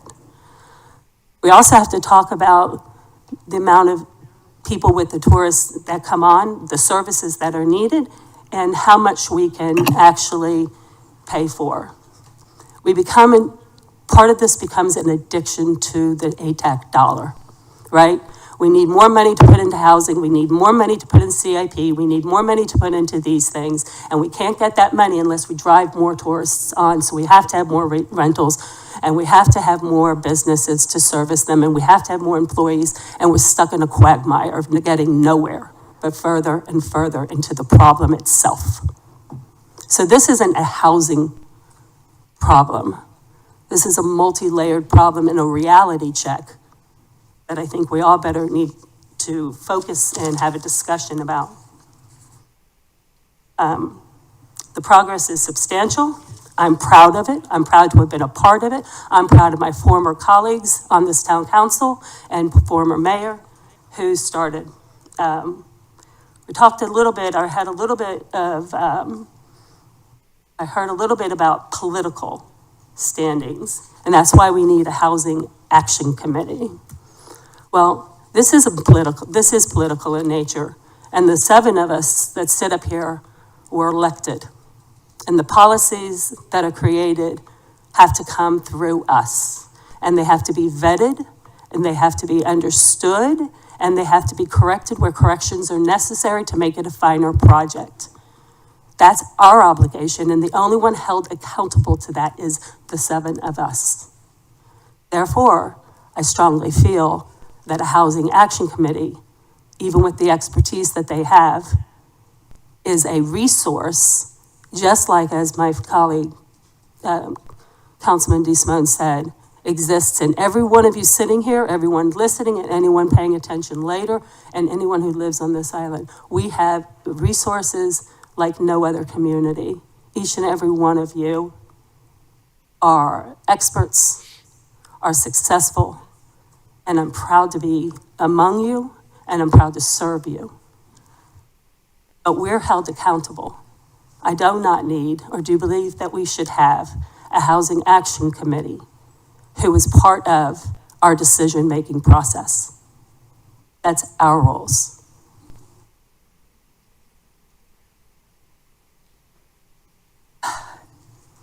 Along with that, in terms of costs and budgets and addiction to ATAX, is the cry for more staff, and more staff. Again, the same problem as before. Our budget almost doubling, our staff being overburdened. More staff means more money, and you see the circle. I also want to ask this question because no one ever seems to really want to answer it. I think today's discussion has come as close to being transparent as any time before. But who is it? As I've asked many of my colleagues on this council, who is it that we're looking to serve? We talk about AMIs below this number, 50%, above this number, and various combinations of all of the rest. But then we also talk specifically, these are just our essential workers. These are our teachers, and we pull in those emotional heartstrings, right? Our teachers, our firemen, our sheriff department, our staff. I'm not sure that's exactly the intention, and I think transparency needs to be forthcoming. I've asked the who, what, when, and where on that. What is the real goal in all of this? I've also asked, since forever, for a survey, an accounting of who it is on the island, who works here. Not everyone wants to live on Hilton Head, as our former mayor used to say all the time, right? It's a great place to live. I want to live here. I worked my whole life. My husband's a mechanic, and I come from education. This isn't a given for us to live on Hilton Head. We worked. My husband worked in Beaufort, not Hilton Head, but drove an hour to Beaufort because they paid more and they gave him better benefits. And he did that 6 days a week. So you're not talking to somebody who doesn't understand what it is you're trying to drive at. I get it. I live that and I know it. But not everybody wants to live on Hilton Head. Not everybody saved their pennies to get here and to put their foot in the door. So who is it that we're actually trying to build housing for? Everyone who lives on who works on Hilton Head, is that what we're saying in that 2018 report? that every single solitary worker in Hilton Head we're going to provide a house for? I have asked for a survey. I just want to know generally, of those people who live on Hilton Head, sure, some may just casually say, of course I want to live on Hilton Head. It's not going to be a perfect survey, but I'd like to have some information. What kind of housing do they want to live in? These are questions that have gone unanswered because it makes it complicated to achieve a goal that is yet to be clearly identified and transparent to everyone. So I think we ought to get to, and I hate to use this term, but for the housing challenge that I heard about, as it was called, I'd like to get to the root cause of it. I think you heard of some of the things that I'm concerned about. That actually drives us to the root cause of what it is, a problem that we're trying to solve. So with that, Mayor, I don't have much else to add, except that my motion, I believe it sounds awful, but believe me, a few days ago I thought I was dying. I'm over. I'm just still sounding sick. I'm gonna say the same thing that I started this meeting off with. I thought it was appropriate to make a motion to hear from all of y'all, because here's what we do. We sit up here and we give what sounds like a speech. It does to me too, and I don't like it at all. Because anyone who knows me and really understands how hard I work and how much I've supported not only this, but every initiative for the residents of this island knows that I do that by listening to you. And that's the first thing we ought to be doing in any session when we bring you together, is to listen to you, not you listen to us. And so here we are at the end of our meeting. We've all gone around and given our speeches, and we don't know a word about what y'all think. So there you go. Thank you. Thank you. So real quick, I was sitting there thinking about public-private partnership. And when the town was formed as a limited services government, which there is no real true definition, it is about the public-private partnership to build a team. And one thing that you haven't heard here today, which I'm really glad, is that we're trying to do a housing authority, that we're trying to come in and build all these properties, and we're trying to manage all these properties. That's not what's been discussed today. So I want to point that out, because it is about us being at the table with the organizations and the groups and the public and the private groups to address the needs of the community. So, the Housing Action Committee, I'll be honest, I think we need to take a look at it and maybe redefine it a little bit better and have better expectations. I had one point in time thought about maybe there needs to be some employee economic aspect to it as well. What does that look like? Sean, you have given us a document that is just loaded with great information. At a meeting last week at Soloco, they were all talking about, the other municipalities and counties were talking about how they create a dashboard, how they get the same information. So again, we're leading the way in how to do it to make certain that we know what's out there and what's available. To Mrs. Becker's point, 2019, really 2018 is when all this started. It's taken a long time for us to get here, but the programs that have been implemented, the strategic plan, the LMO, comprehensive plan, framework housing, has gotten us to a point today where we're actually moving forward. Yeah, it's taken a lot longer than anybody would like to have seen, but it's moving forward. So, I look at some of these other things. It may not all be pertinent right now, but it's got us to a point today where we're doing something, right? A shovel is going in the ground and we will see results. Does it need to be tweaked a little bit? Yeah, probably, but there are 9 items that staff has got to work on that is outlined right here until the year 2028. So I don't see that us changing much is going to really alter that work program that needs to be done to attain the goals that have been set forth in front of us. North Point, it's a real game changer. You know, I was hoping that we would have more excitement in the room today with that. It really was. And I'm hoping that afterwards, everybody will realize how valuable this will be for our community. We need to address short-term rentals. We need to address what is right for our island. We need to understand the data. We need to understand the implementation. We need to understand the positives, the negatives. There are a lot of things, but we've been talking about housing, workforce housing, for well over 20 years. COVID changed a lot of things, and it generated additional revenue that people may not have realized they were going to have, and allowed them to move different places. So the whole scope has changed, and we need to understand that a little bit better. But I'm excited that we're going forward on some things, and we're going to have some tough discussions.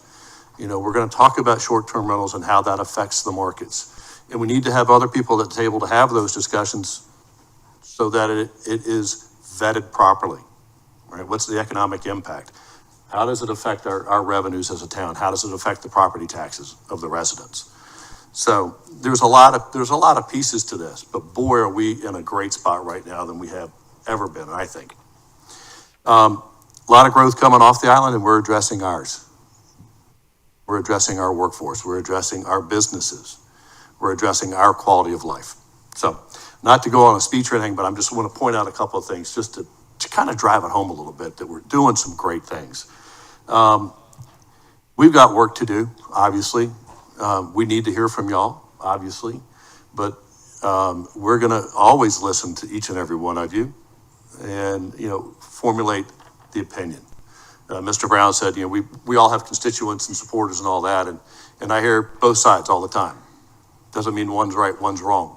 It means you got to understand the value of it and how you move it forward. So, you know, with that, if y'all don't mind, I'd like to go ahead and open up to the public comments. Mr. Mayor, may I make a comment right quick, absolutely. please? Thank you. Thank you all for your comments, very well thought out. I would like to, and also thank the Housing Action Committee for their work.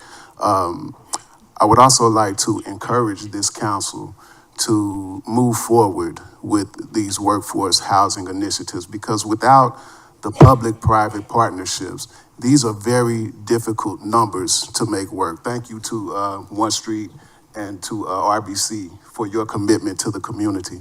I would also be remiss if we didn't honor someone who has been working towards workforce housing, who is here with us today, who took family land in their inheritance. And when we look at the sampling of representative workforce housing on the slide, out of 389 units, someone developed 42 units on their own, which is a testament to his commitment to the community. So I'd like to thank Mr. Tom Barnwell and the Barnwell family for the commitment that they've made.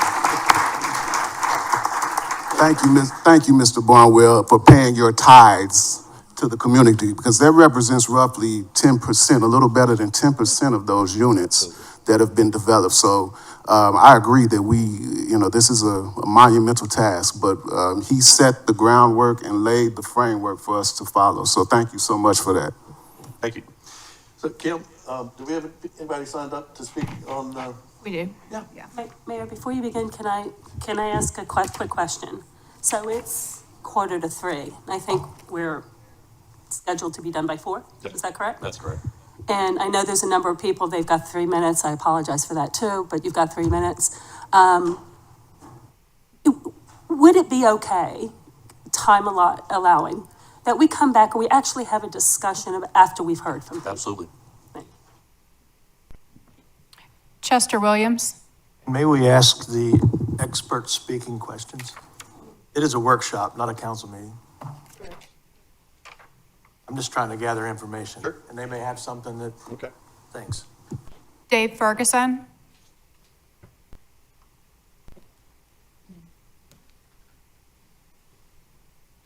Good afternoon.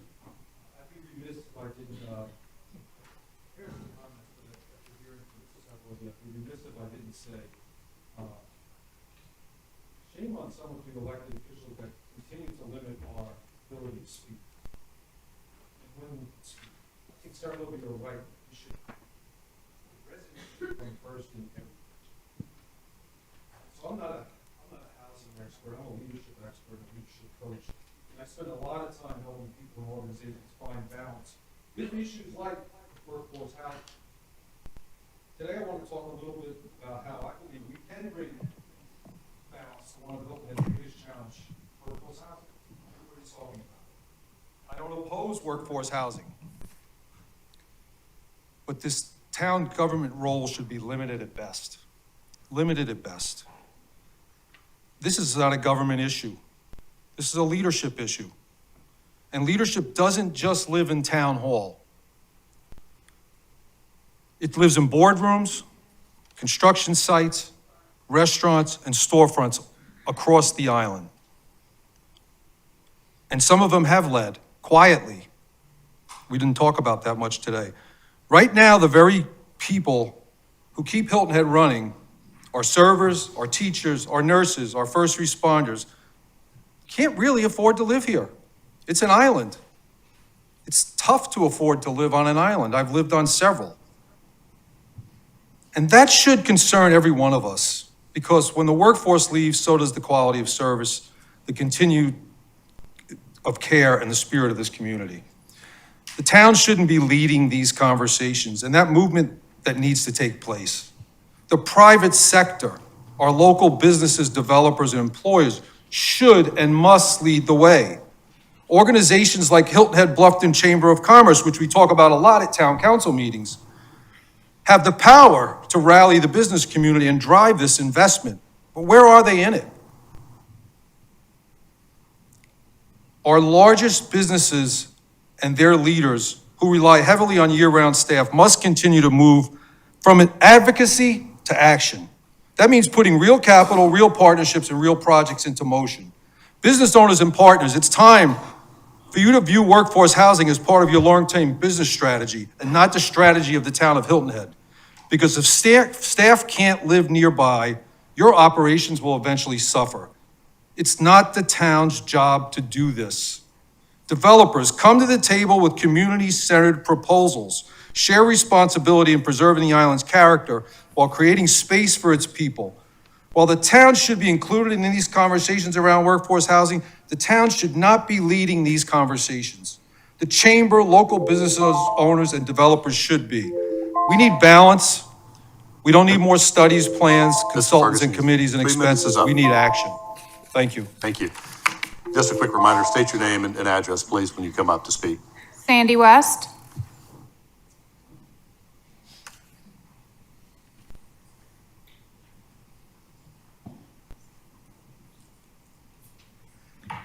Good afternoon, Mr. Mayor, Town Council members, and Mr. Orlando. Thank you for the opportunity to speak. I also want to say hello and thank you to the Housing Action Committee and the little one that's with you. So I have some prepared comments, but before I get into those, I just want to have a reaction, if I may, to what I've learned today. The report was terrific, Sean, so we all appreciate that. I do think it was some new news to some members of the Housing Action Committee, and I don't think that's what's important. What to me is important is that, and I made this recommendation when I resigned from the committee to both Mr. Orlando and Mr. Perry, Mayor Perry, that I do think there's a time, and it's now, to take a moment and say what was working, what wasn't working, how can we make this better? I personally believe this is a very important committee. These are people who have worked very hard, and I appreciate them, and I appreciated them in the last meeting. So let me just move on. We did start to this particular committee by calling it an advisory committee. And then as Jack and I were put into leadership positions and we moved from maybe meeting 4 times a year to every month, it became an action committee. So that may be one point that we should revisit. Maybe that's really not what this is, and maybe that's how we've gotten a bit off kilter. So these are my prepared comments. In May, the town stated our collective goal is to improve the quality of life on the island for residents and visitors and to help our businesses thrive. We all share that goal, but words alone won't solve the crisis we face. Workforce housing is one of the most urgent threats to our community's stability and future. Not long ago, it was the town's top priority, and many of you ran on this and were elected because of that. The Coastal Community Development Corporation is the only initiative that is actively housing workers. With more support, financial support, their work can expand and relieve some of this pressure. Some council members have openly said the town doesn't want to be in the housing business, but you're already in the business of beaches, parks, transportation, public safety, and so on. Housing is about people. It's about workers. And it's about sustaining the thriving community that you say you want. Because a community without workers is not a community at all. Right now, we're shaping what history will remember. Will this be the moment that we choose to invest in the people that make this place work? Thank you all for your service. Thank you. Richard Busy.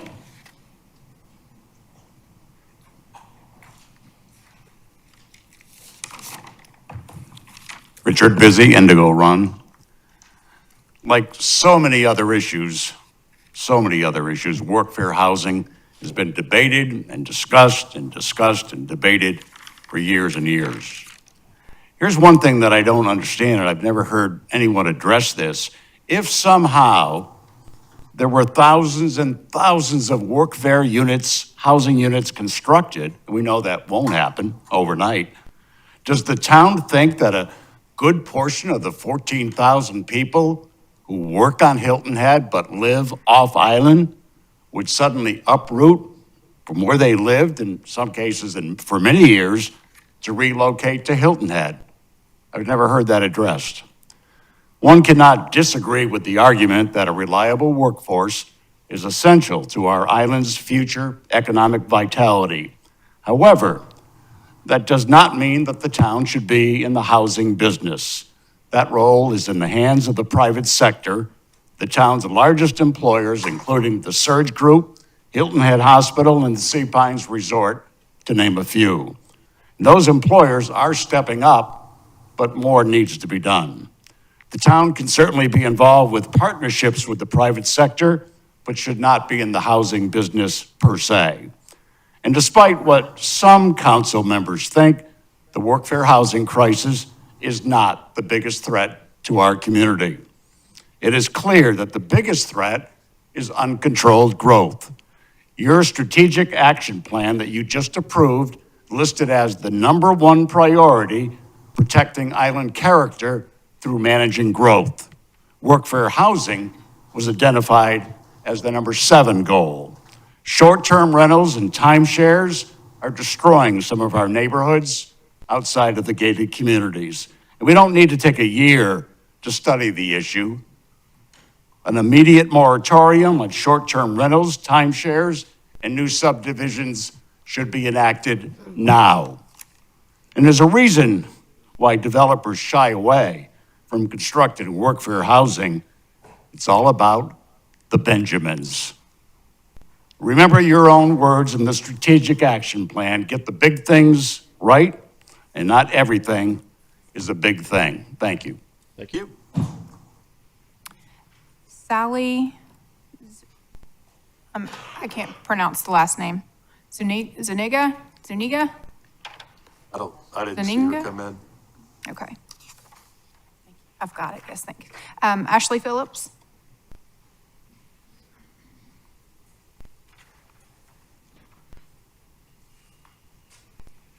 Good afternoon. I'm Ashley Phillips, full-time resident of Hilton Head Island and Indigo Run. So we really can't talk about workforce housing without talking about short-term rentals. And as Melinda was saying, which I didn't, I guess, put the math together, that the short-term rentals have increased by 3,500 since 2020. And can you imagine if we had those units available now, the impact it would have on our workforce housing availability? I think it'd be pretty great. So I'm here today because the unregulated expansion of short-term rentals has changed the character of our island, and not for the better. So let's start with the basic question. If short-term rentals operate like a business, why aren't they treated as such? Do they carry commercial insurance policies? And if so, why would they be allowed in residential neighborhoods that are not zoned for businesses?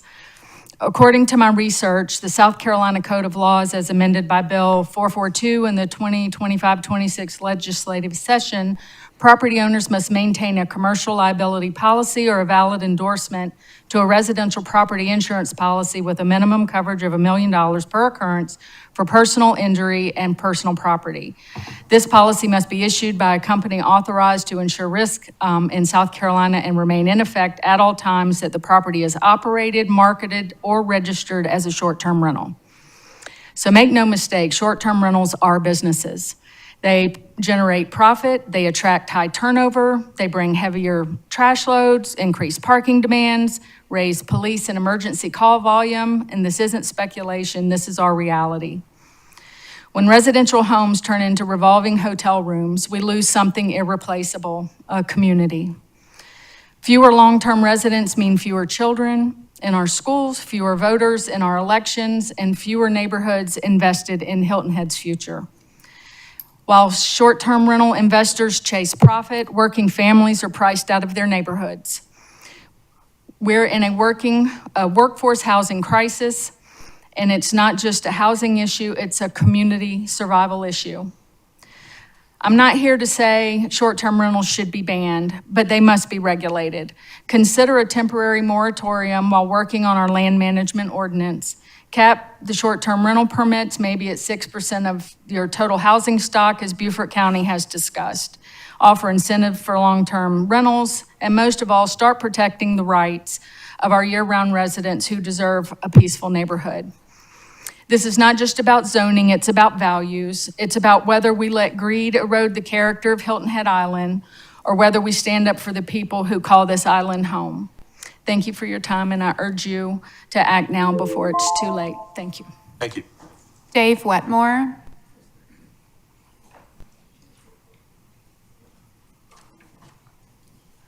Hi, I'm Dave Wetmore. I'm the Vice Chairman of CCDC and a longtime resident of Long Cove. And I've been either operating or overseeing businesses for over 50 years. And I can tell you that I would never, ever look to government to help solve my problems.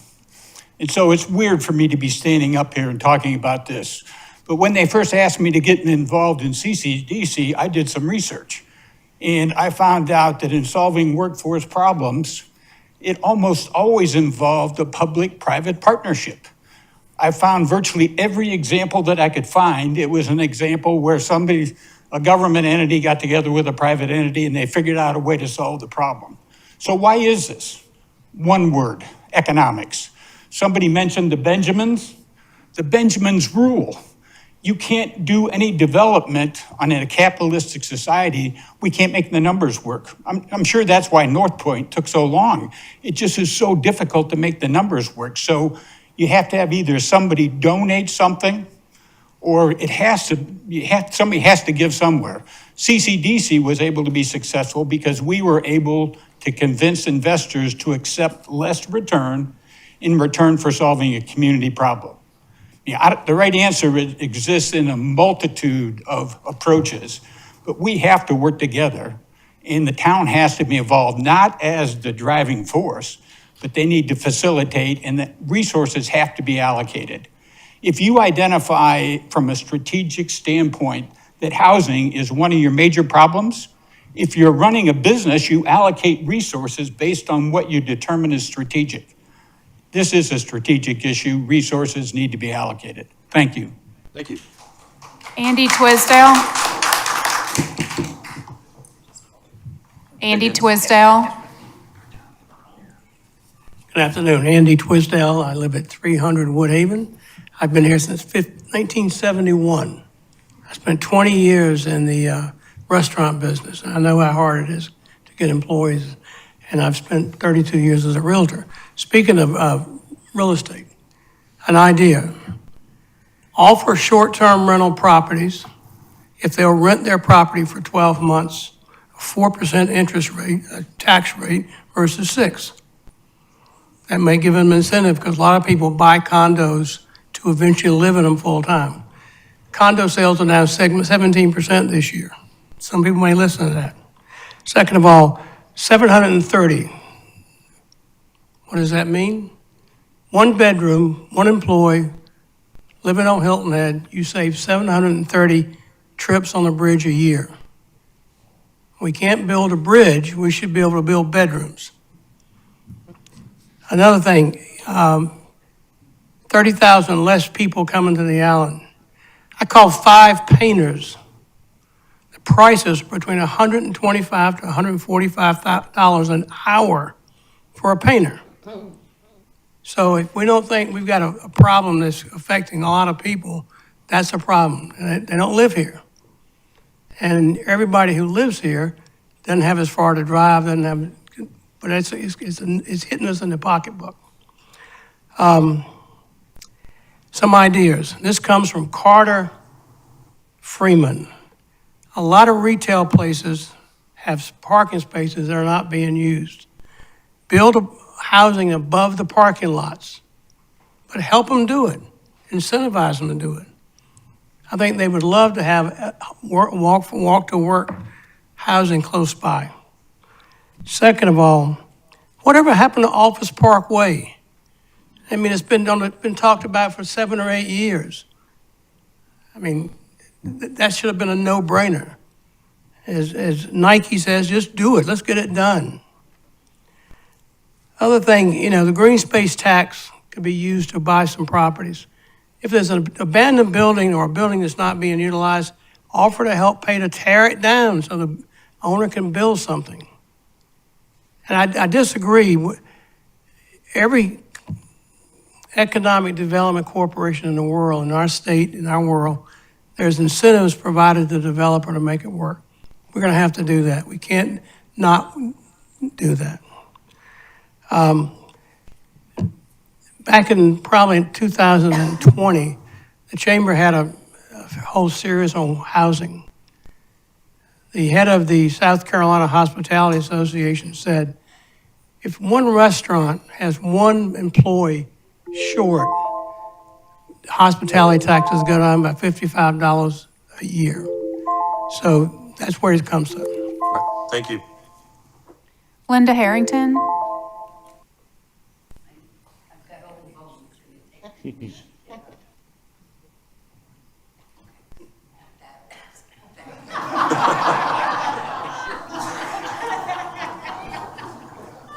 Linda Harrington, Indigo Run. I happen to live, I guess you'd call it behind, across from Spanish Wells.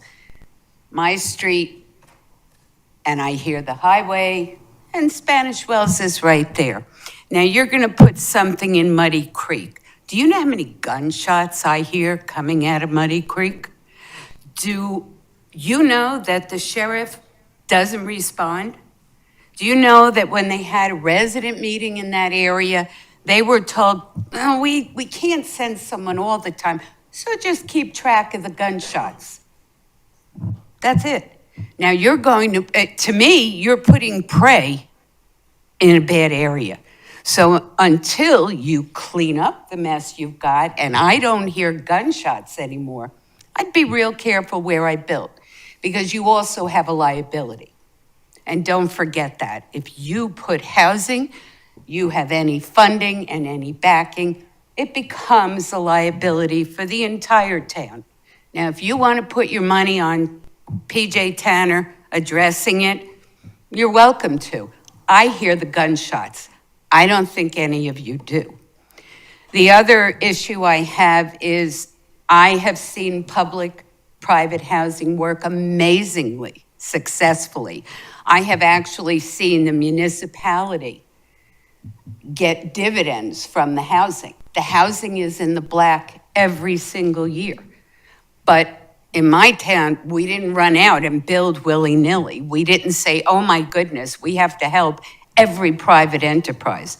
In my way of thinking, if Surge has that many employees, they're making a lot of money. If they're making a lot of money, let's see them pony up. Why ask me as a taxpayer to put my money towards your profits? That's all I have to say. Thank you. Peter Christian.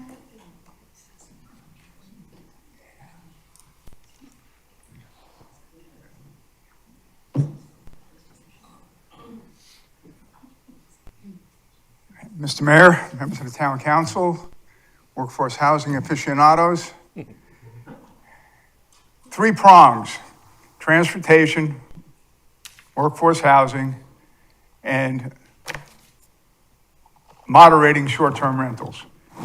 Please remember not to vilify short-term rentals too much. They pay the A-tax fund, they pay the higher rate of taxes, they pay the school tax, and they allow folks like us who live here full-time to enjoy a wonderful lifestyle at a very low price. So be careful what you wish for. Government, with those private entities that are trying to build, get the heck out of the way and make it easy for them to build. This is the most complex LMO on the face of the earth. And it is very, very difficult to build anything on Hilton Head Island. And just the inspection process now alone is going to take longer. So you wonder why things don't move along. We need to look at ourselves, and we need to speed the process, especially for things like this. Tamara, you said, are there folks who want to live here all the time? And the answer is no. I employ 100 people, and I would say 90% of them live off the island and are very, very happy where they live. They hate coming over that bridge every day.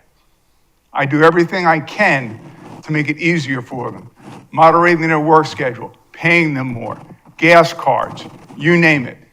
However, it's a losing battle when there's a slight accident on the bridge and it's backed up and they can't get here, or one of their children is sick and they have to go all the way home to get there, or a plumber comes over the bridge.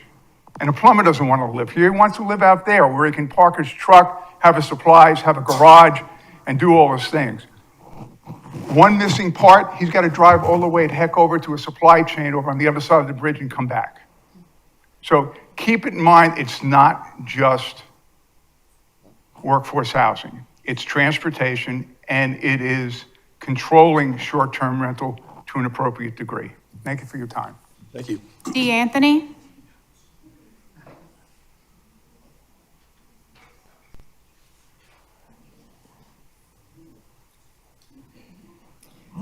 Good afternoon. My name is Dee Anthony. For the record, Johnsville Road.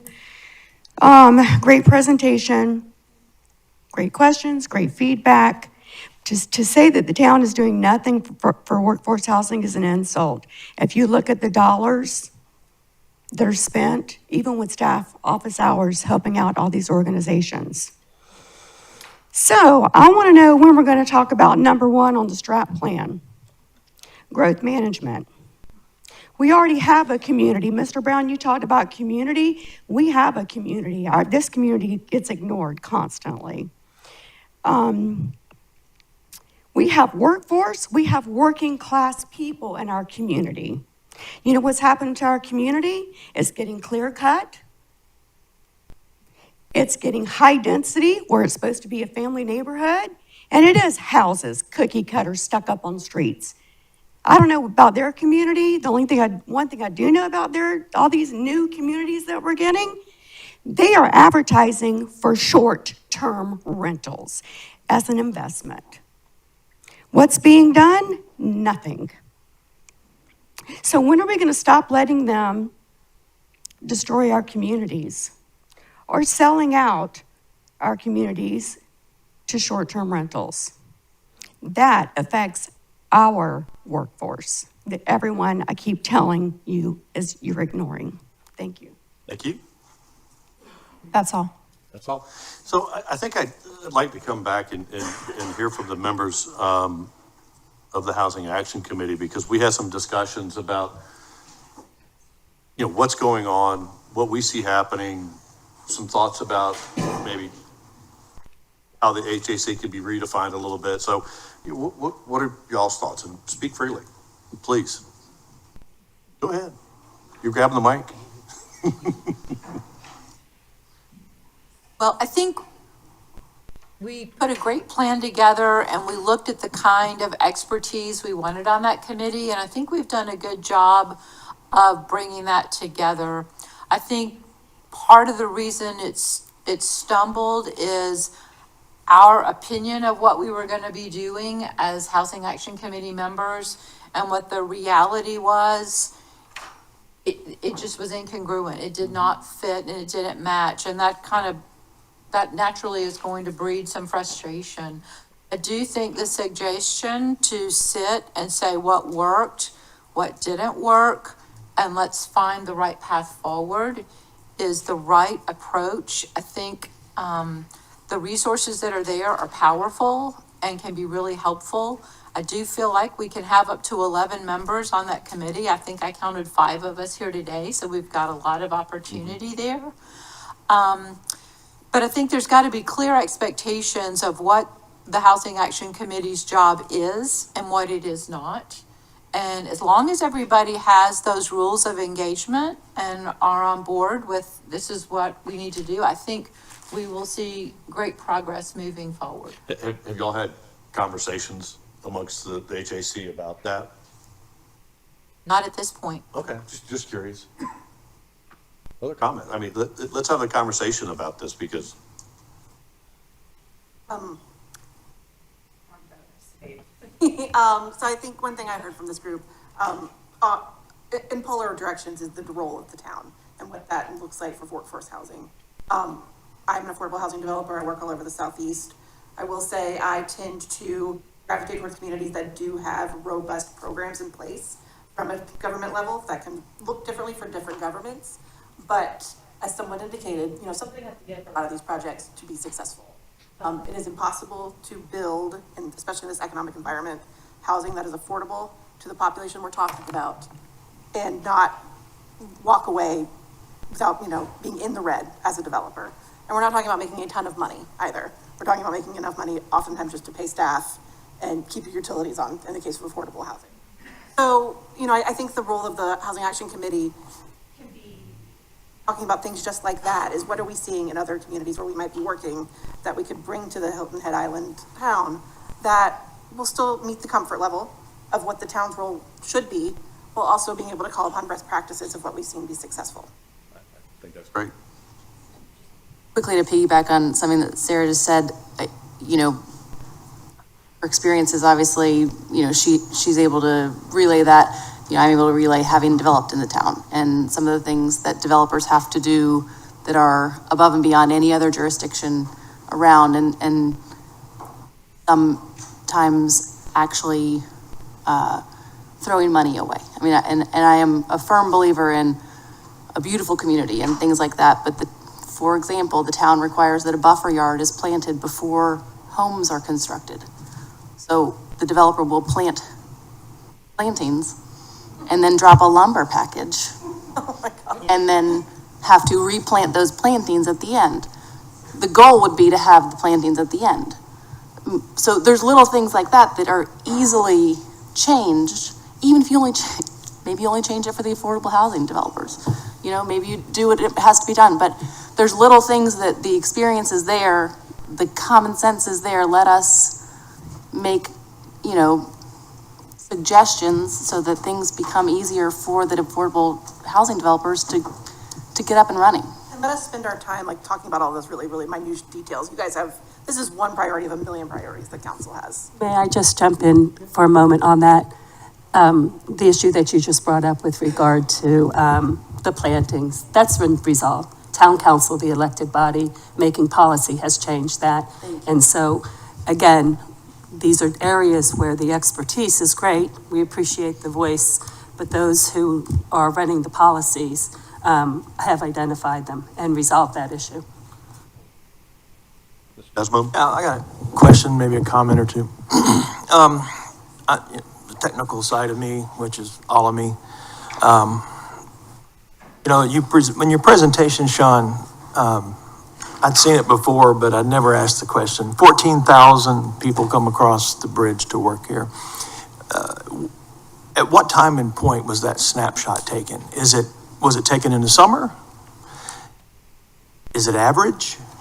What is 14,000? And if you know the answer, great. If you don't. So it was tied to the U.S. Census, and I believe that particular data point was from 2002.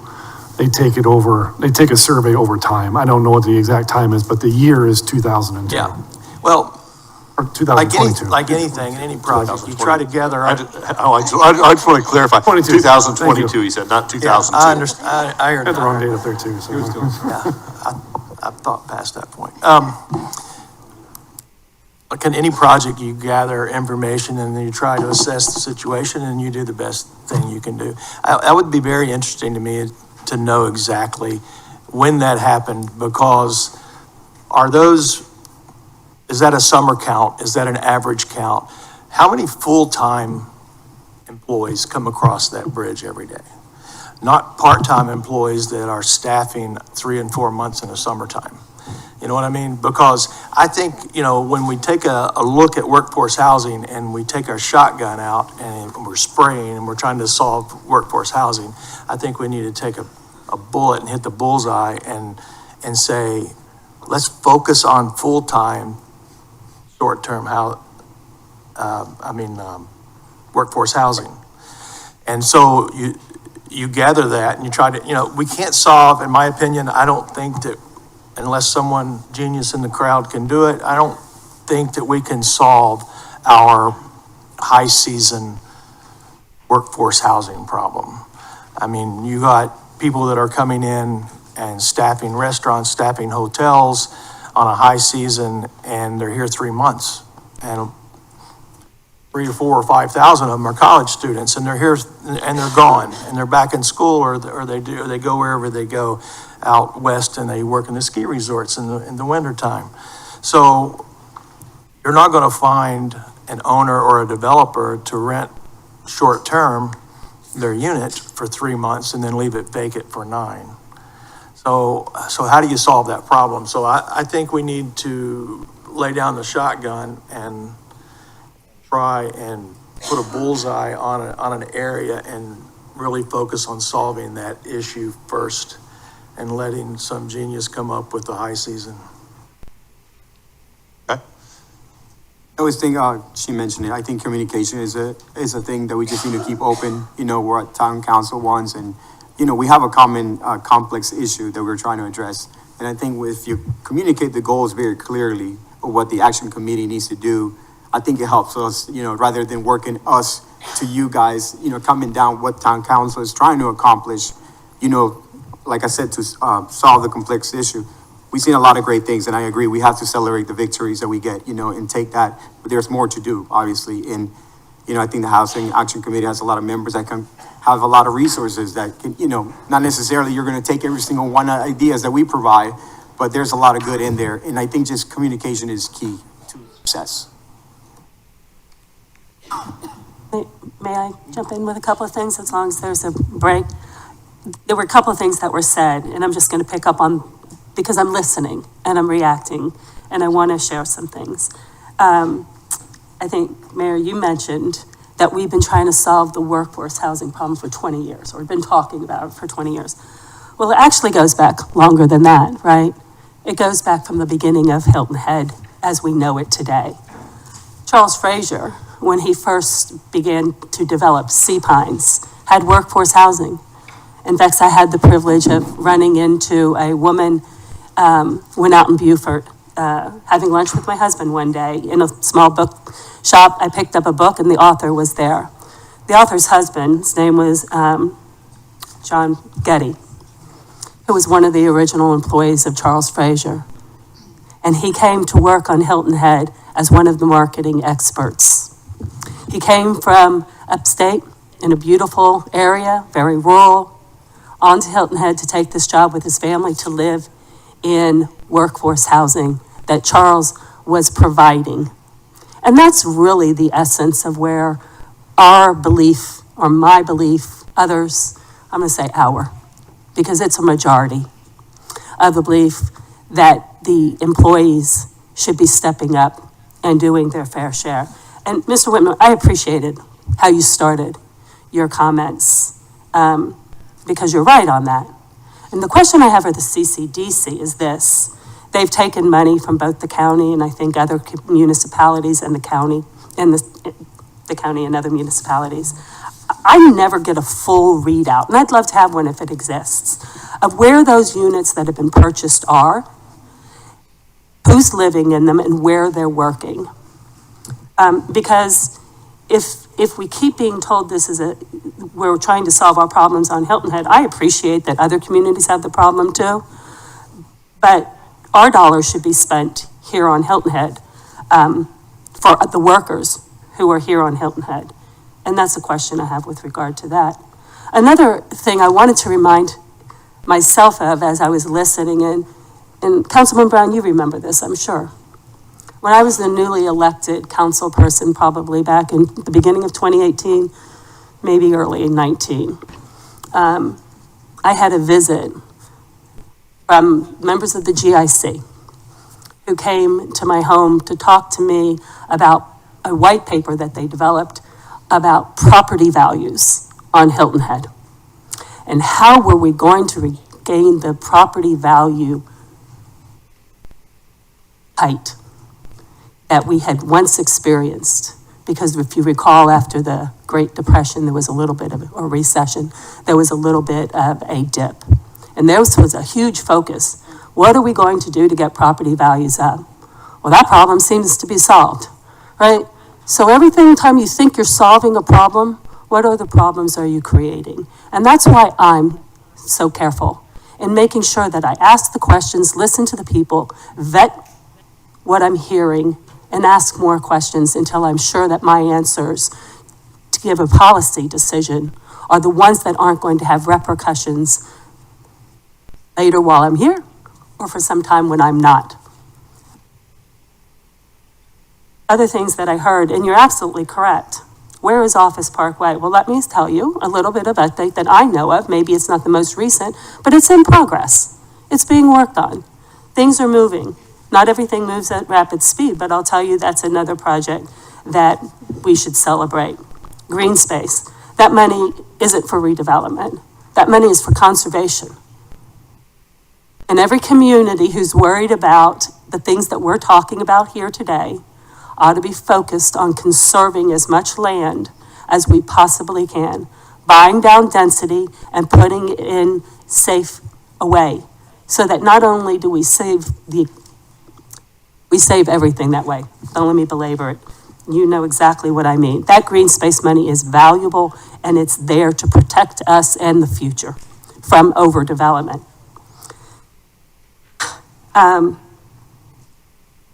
We have taxpayer money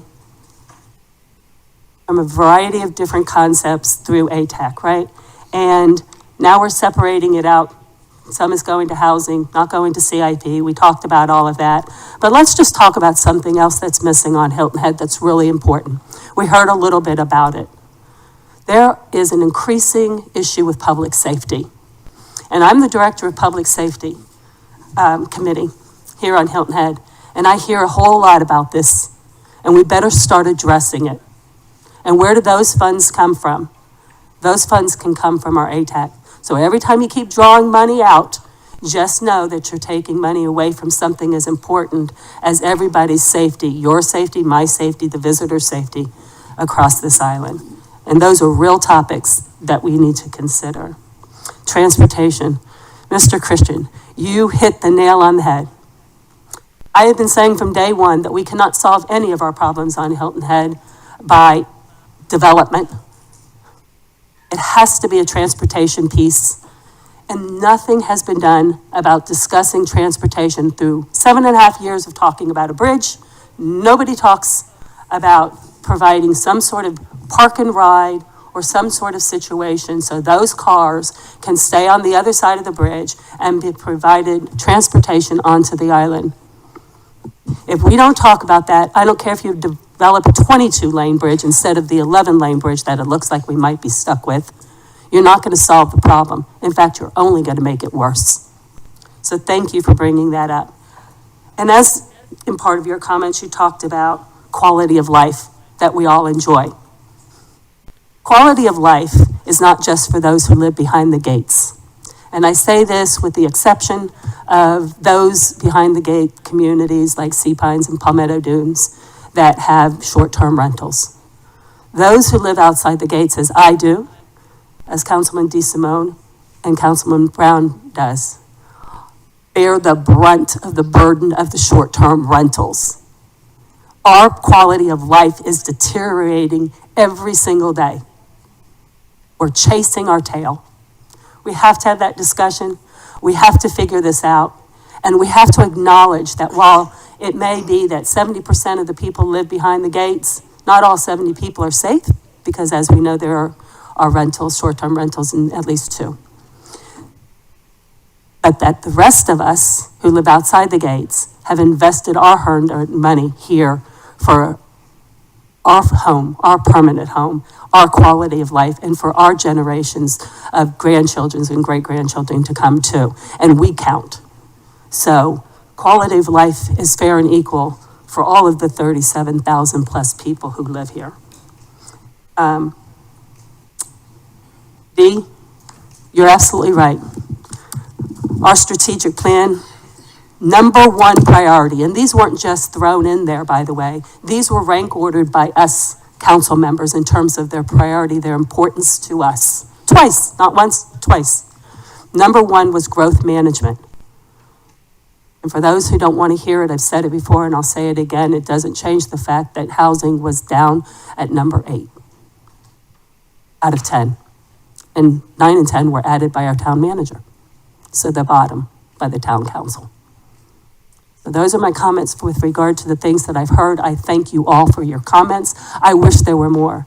And because of that, you know my number, you know my email. I'll have coffee with anyone, any group, anytime to discuss anything. Thank you. Yep, Ms. Bryson? Thank you, Mayor. I think it's important that we get back to the questions that the staff has put before us. We've kind of gotten sideways here on looking at what the questions are we need to address. And so I appreciate the Housing Action Committee members being here. I appreciate your input now on what we can do to move forward. And I think it would be helpful if, I think I've made a list of a few things that you said that might be helpful. One is come back and do kind of an evaluation of what worked, what didn't. But I know that we need to get some folks to come and help you. But I think it would be helpful to go ahead and maybe schedule a meeting to start that process. And so I don't know that you have a chair and a vice chair now, but I think the staff ought to schedule a meeting for you so you can do that and can proceed. And then I think that you probably need some other tools during that meeting. It'd be great for y'all to evaluate what worked and what didn't. But meanwhile, we've got stuff marching down the road. And so I would ask the town manager if we could share with the Housing Action Committee the draft information we have about the stabilization plan. I see an outline here. And we can get some input from you on that because we would like to move ahead. It's like, what's next? And I think we need to hear what this proposed schedule is for the RFQ on Bryant Road. And I would suggest that we get your input on that. And I think that those are a couple things we can do. And the other thing is that whenever we have information like today, a presentation, I think it'd be helpful if you're going to be sitting at the table with us, that you'd be able to see that ahead of time. So it can help you react to the presentation. So I think we need to improve our communication, and I would look to the town manager and mayor to make sure that we keep up that communication with the committee. So those are the things that I'm kind of listing right now, and if there's something that I said that you don't like, or something that I didn't say that you would like to add to the list, but I'm in full support of moving forward with the Housing Action Committee and clarifying that role with that list. Hunter? Yes. First of all, I want to thank everybody who spoke today. I always listen and I always get a nugget from each and every one of you. And I especially want to thank Mr. Twisdale because I love to get suggestions. And so to actually say something tangible that can be considered, I think is very powerful. So thank you for that. In regards to the committee, you know, it's unfortunate what had happened in the past, and I think Ms. Gillis said incongruent goals and priorities between the committee and the town. left committee members feeling not valued and the town frustrated as well. So I think it is very important to make sure that we all get on the same page. For me, that looks like taking the strategic priorities and plans and laying out for me to understand how can you add value with that process. You know, I'm not, I don't want to think about the theoretical. I'd love to hear the practical about what that would look like. I was also really encouraged by hearing about ideas about how to reduce cost in regards to development, you know, and although that issue that you brought up has been addressed through the LMO, there may be other opportunities to take a look at items, because I'm a big believer in developer incentives, public-private partnerships, and if we can find ways to reduce costs for developers and create more incentives, I think everyone wins for that. So those are my thoughts in regards to what I've heard today. Great, we'll put you on that committee to help out. Thank you for Mr. Brown. I just wanted to expand on where Ms. Turner's going here. As much as I've enjoyed being here with you all for 2.5 hours, I firmly believe that we are in a position of being solution-based. Experts at the table, we've got experts in the community that have brought us some ideas today. The proper place to vet those, bring them to the decision-making body is at a committee, okay? I think we've been here for a long time today. Each one of the points that have been made as far as solutions concerned could take another 1 or 2 meetings to get better. So I just think it's totally appropriate for us to keep the committee in place. And if there's no objection from my colleagues, one thought that I've had since we've heard from the public and from all at the table, so we've got a goal that we deem to be number 1 in growth management. I'm going to focus on the word management, okay? Then we've got this affordable housing issue, and the sky is falling when it comes to how many short-term rentals have blown up. I'd ask that, along with the strategic plan items under affordable housing, we'll also ask the committee to look at some ideas on how we can convert short-term to long-term. That's going to take some out-of-the-box thinking, okay? And I want to be very, very clear. Two things that help with this explosion of short-term rentals. One is COVID. We had no control over that. But if we really look under the tent, we have incentivized short-term rentals here on Hilton Head. We're about to spend about $40 million to make the beach wide again. That's not for people that are looking for workforce housing. That's for the short-term rental market.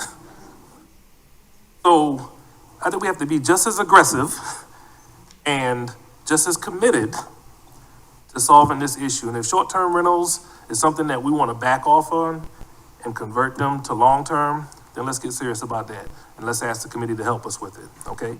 And the last thing I'll mention, Mr. Mayor, before I close, because this one got the hair on the back of my neck standing up. So my grandmother, sister, married someone from the Williams family who lives in Muddy Creek. I got second cousins in Muddy Creek. I got family members who have died in Muddy Creek. I'm struggling with this whole idea of cleaning it up. I'm not quite sure what that means. I'd see us be more intentional about educational opportunities, recreational opportunities. So we make it a true neighborhood and a true community that is safe for everyone. So that's another charge I have for the committee.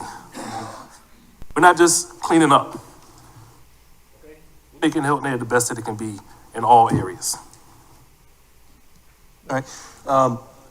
Great information, right? And I think that not to make this about the Housing Action Committee, but I think we're getting some good direction about where it needs to go.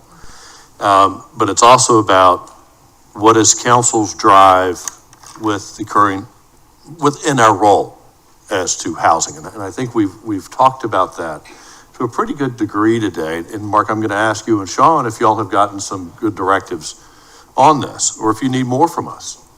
Thank you for asking. I have asked, I used the facility a second ago, and a couple people mentioned that they did not sign up for public comment. Absolutely. We'll and do they that in a asked second. if they could speak. Yeah. So I'd ask you, would you prefer me to speak first and talk about what I heard today? But what I'd like to do is ask council if anybody has any objections to allowing those that didn't sign up to speak. Okay. So do we have some audience members? Ms. Solka, I'll let you go first, then Megan can go next. What's her name?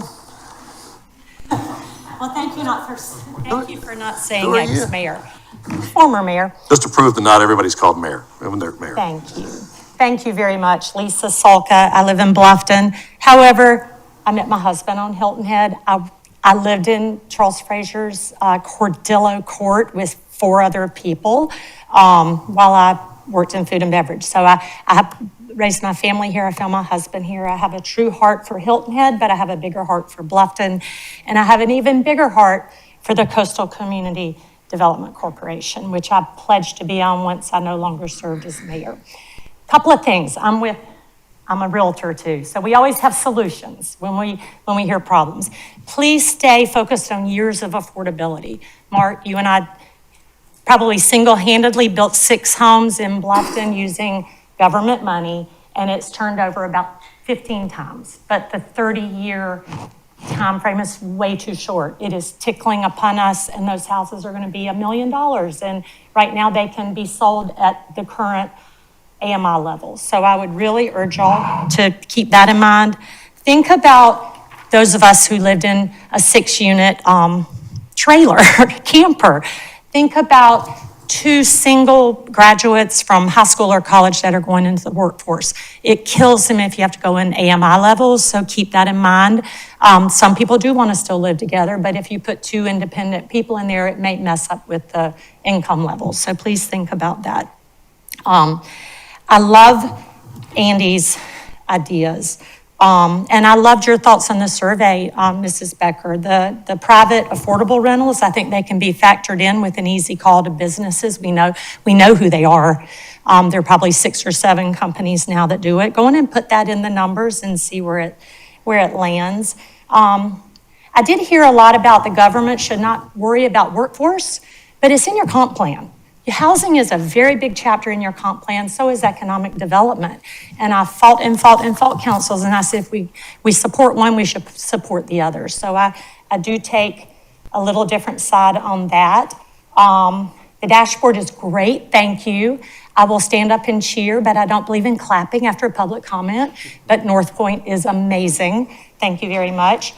Traveling nurses and internships. Think through that. I had a call yesterday from a traveling nurse who's coming to Hilton Head. She can't find a place. So I'm having to find a place for her in Hardyville, which is where a lot of workers are going to go eventually. Surveys, Tamla, put them in the business license renewal. Ask your businesses right there how many of your employees come over every day. They'll answer it. I mean, they have to pay their business license fee. Finally, the CCDC, and if anyone else speaks after me, we have raised over $10 million with very little coming from government. But people who give money want to know if the government does support it. So we do need your help in that. Ms. Salka. And we're ready to go and we're ready to buy more. Mayor Salka. Ms. Fitzpatrick.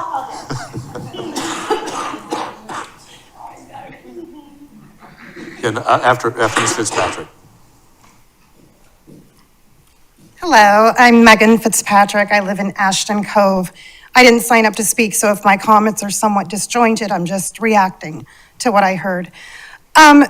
First off, is today about establishing more housing, or is it about getting done what's already on the books?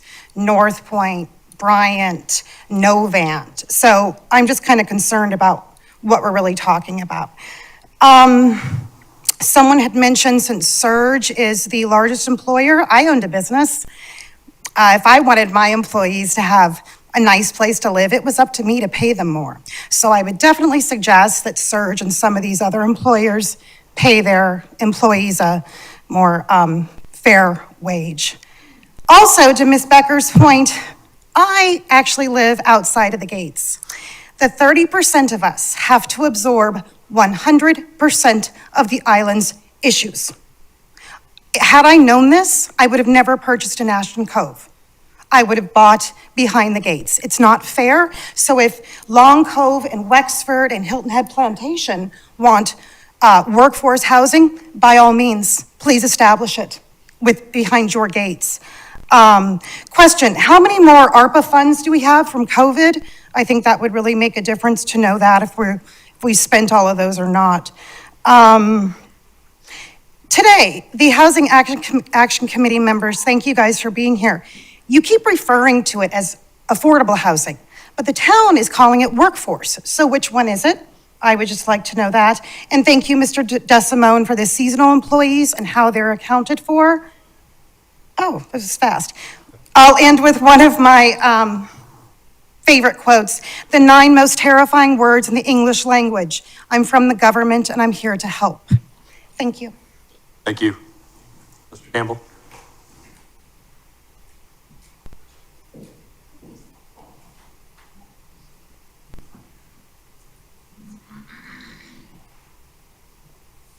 Thank you all. We certainly have a great group here with a lot of expertise. I am on the board of CCDC.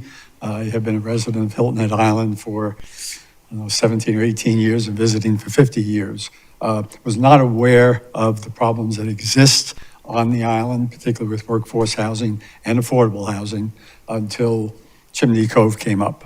At that point, my wife and I started to tour areas of the island. We drove by Chimney Cove over those years, probably 10,000 times, one direction or the other. Never knew it was there, never drove in. We drove in, we said, this isn't really Hilton Head Island. It's not the Hilton Island that we knew. And we do live behind the gate. I don't know how important that is or isn't, but we became aware of the problem. We're trying to be part of the solution, and we know that the government has to be part of the solution. Government's been part of housing solutions for over a century. We can go back to the Homestead Act. We can go back to the establishment of the FHA in the Depression. We can go back to the establishment of VA after World War II. We can go to other communities, particularly resort communities, the Aspens, the Cape Cods, the East End of Long Island. They have to come up with solutions, and government is part of the solution. What I've heard today, I would consider thinking about if we know that visitors to the island are tourists that help make some of the things that we enjoy on the island possible, that they do cause need for additional workers. You get more of something when you subsidize it, you get less of it when you tax it. Look at the combination.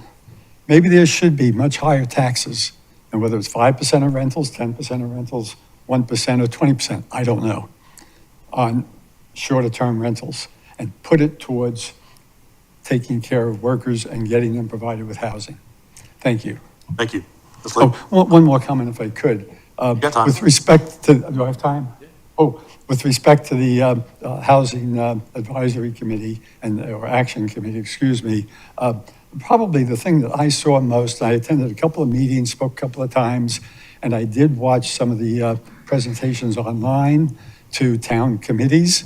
And the big thing is the town committees and town council people need to show great respect to the residents of the island that serve on committees. That's what I saw missing. Thank you. Thank you. Lee? Hi, everybody. Caitlin Lee. There it is. Live on Hilton Head. I've lived on Hilton Head for 13 years. And you know what? I have I don't foresee the need that I'm going to need a ambulance or to be picked up off of the floor of my bathroom or medical assistance in my home anytime soon. So I take real umbrage that so much of my tax dollars goes to fund fire and rescue. Doesn't that sound crazy? We're a community. I'm part of the working community, I lived in, shared a Marshside apartment with 4 girls in 2009, which I paid I paid $600 a month to live there when I was making $8.50 an hour. That was my first introduction to workforce housing on Hilton Head. I have a real issue with many of the speakers today, and as we talk about housing, we're not necessarily just talking about housing, folks, we're talking about our community. And I don't know if you all have been out and about lately, but like everything sucks. People's attitude sucks, no one's smiling, no one's nice to each other. It's really hot out here, but like the attitude in this room and how we're talking about the people that live here contributes to that. I couldn't move to Chicago tomorrow, found that out today. What is keeping me here? Is it the wonderful, vibrant community that I have worked so hard to build over the past 16 years? Do you know how many of those folks have moved away because of the issues that we have here? This vibrant community that people are moving here for is no longer going to exist if we don't have conversations like in a kind, nice way and realize that we're trying to build up our community so that it's resilient into the future. I can't, that's my point. I hope you all have a great day. I hope we continue about building community, building parks, doing things that make people happy. I'm gonna put in my fun pool here, Mr. Mayor. We want things that are fun. We continue to do that. We fund a country music festival. Who's gonna come to that? Who's the target audience for that? Is it me? My friends don't live here anymore. They live across the country.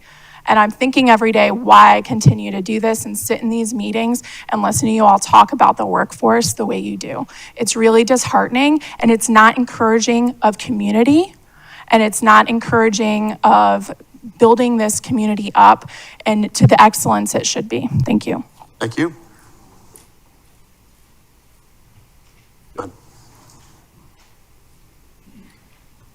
Thank you, Mr. Mayor. Adrian Kane, I'm the CEO of the Hilton Head Area Home Builders Association, and thank you, Councilman Brents, for mentioning us earlier.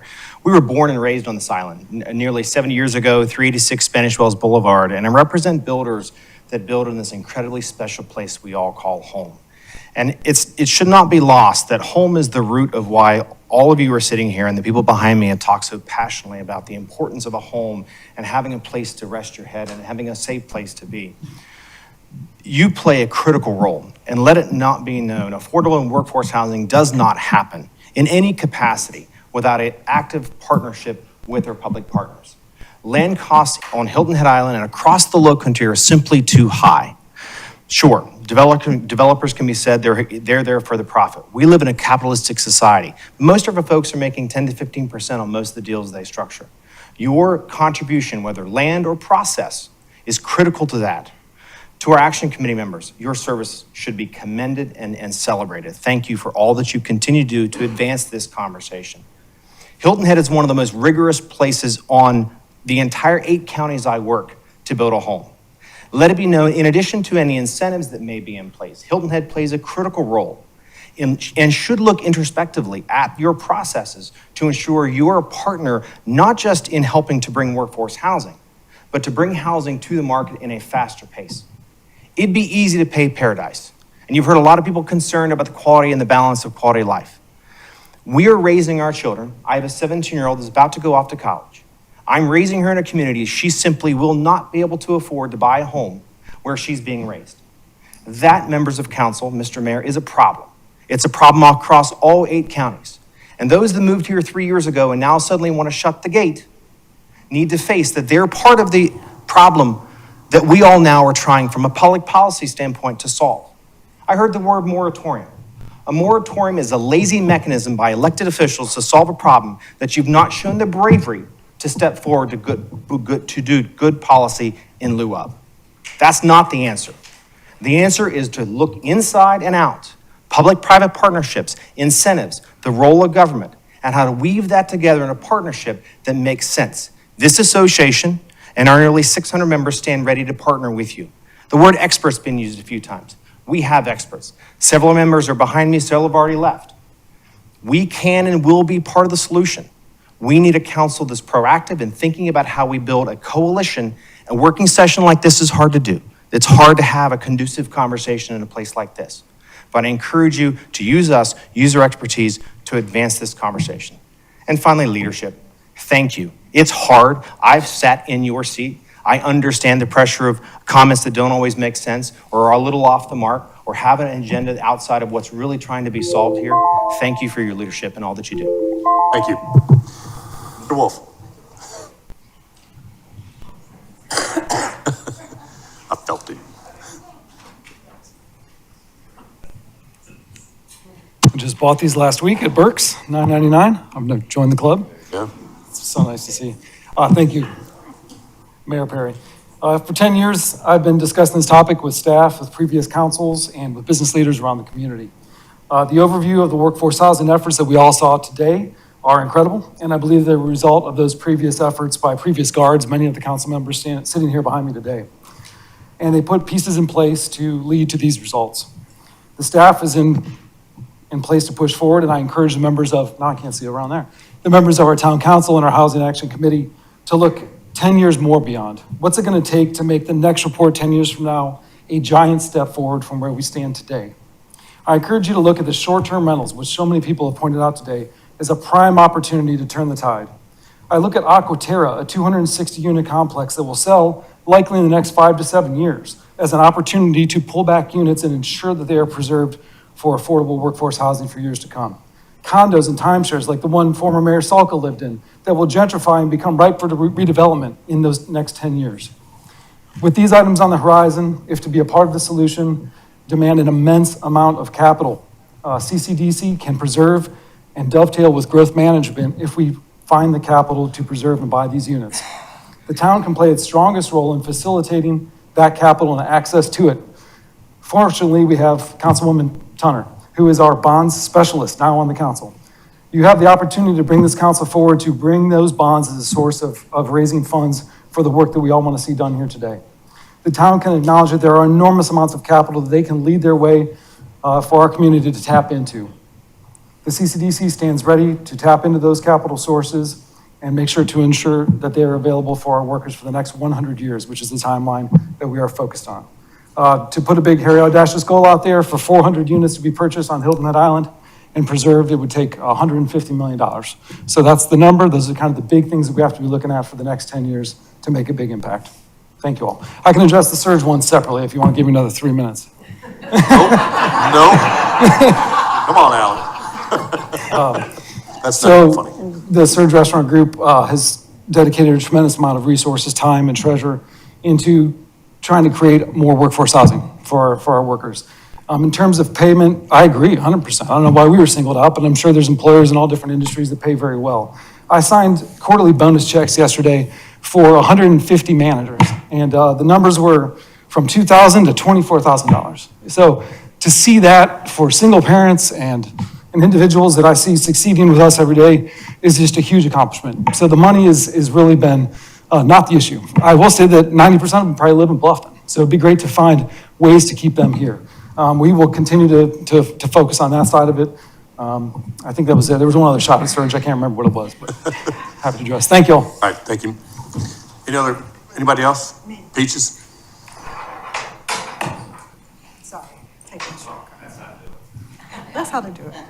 Good afternoon. My name is Peaches or Shirley Peterson. I'm a 17-year resident of the island. I live in Sea Pines behind the gates, but Councilman Tamara, I spend 95% of my time outside of the gates. So let me just start by saying I applaud you members, Councilman Bryson, Councilman Alford, Councilman, I don't know your last name, Turner? Tanner, thank you. Turner.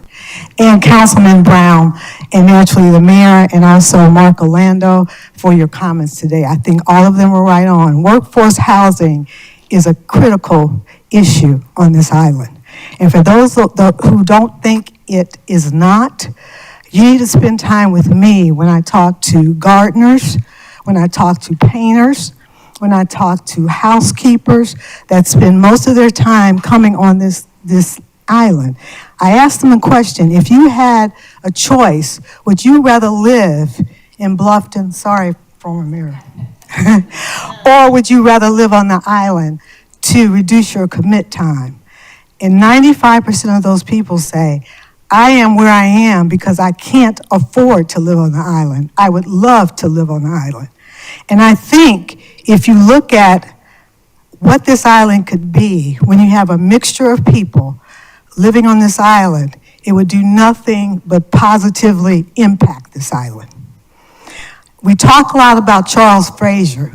Charles Frazier's vision was here, but he wasn't the first people that were here on this island. So whatever we do on this island, we need to include the Gullah community to Mr. Boxley's point.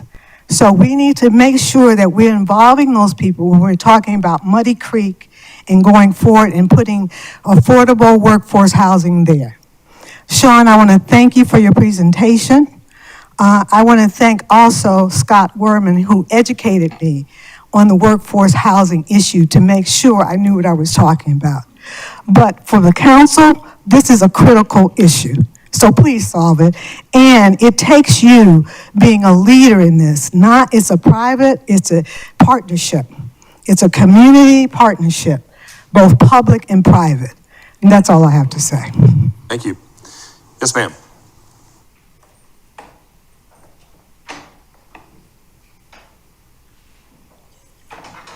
Oh, it's Emily. Couldn't see that far, sorry. Hello.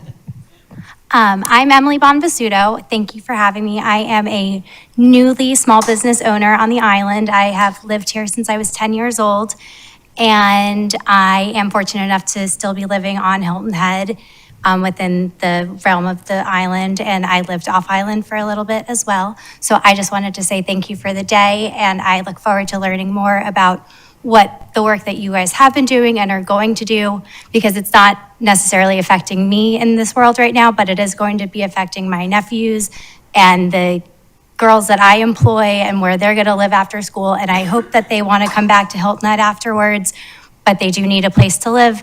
And I think that the work that you guys are all doing sounds great, and I hope it continues to be great and be this wonderful community that we all know and love. And I hope more people in my generation start coming to these meetings and start learning a little bit more and speaking up, because we do have voices and they aren't being represented right now. So I do hope that there's a way that we can get that going as well. So thank you for your time. Thanks, Emily. Anybody else? Okay, Mark, now those questions. All right.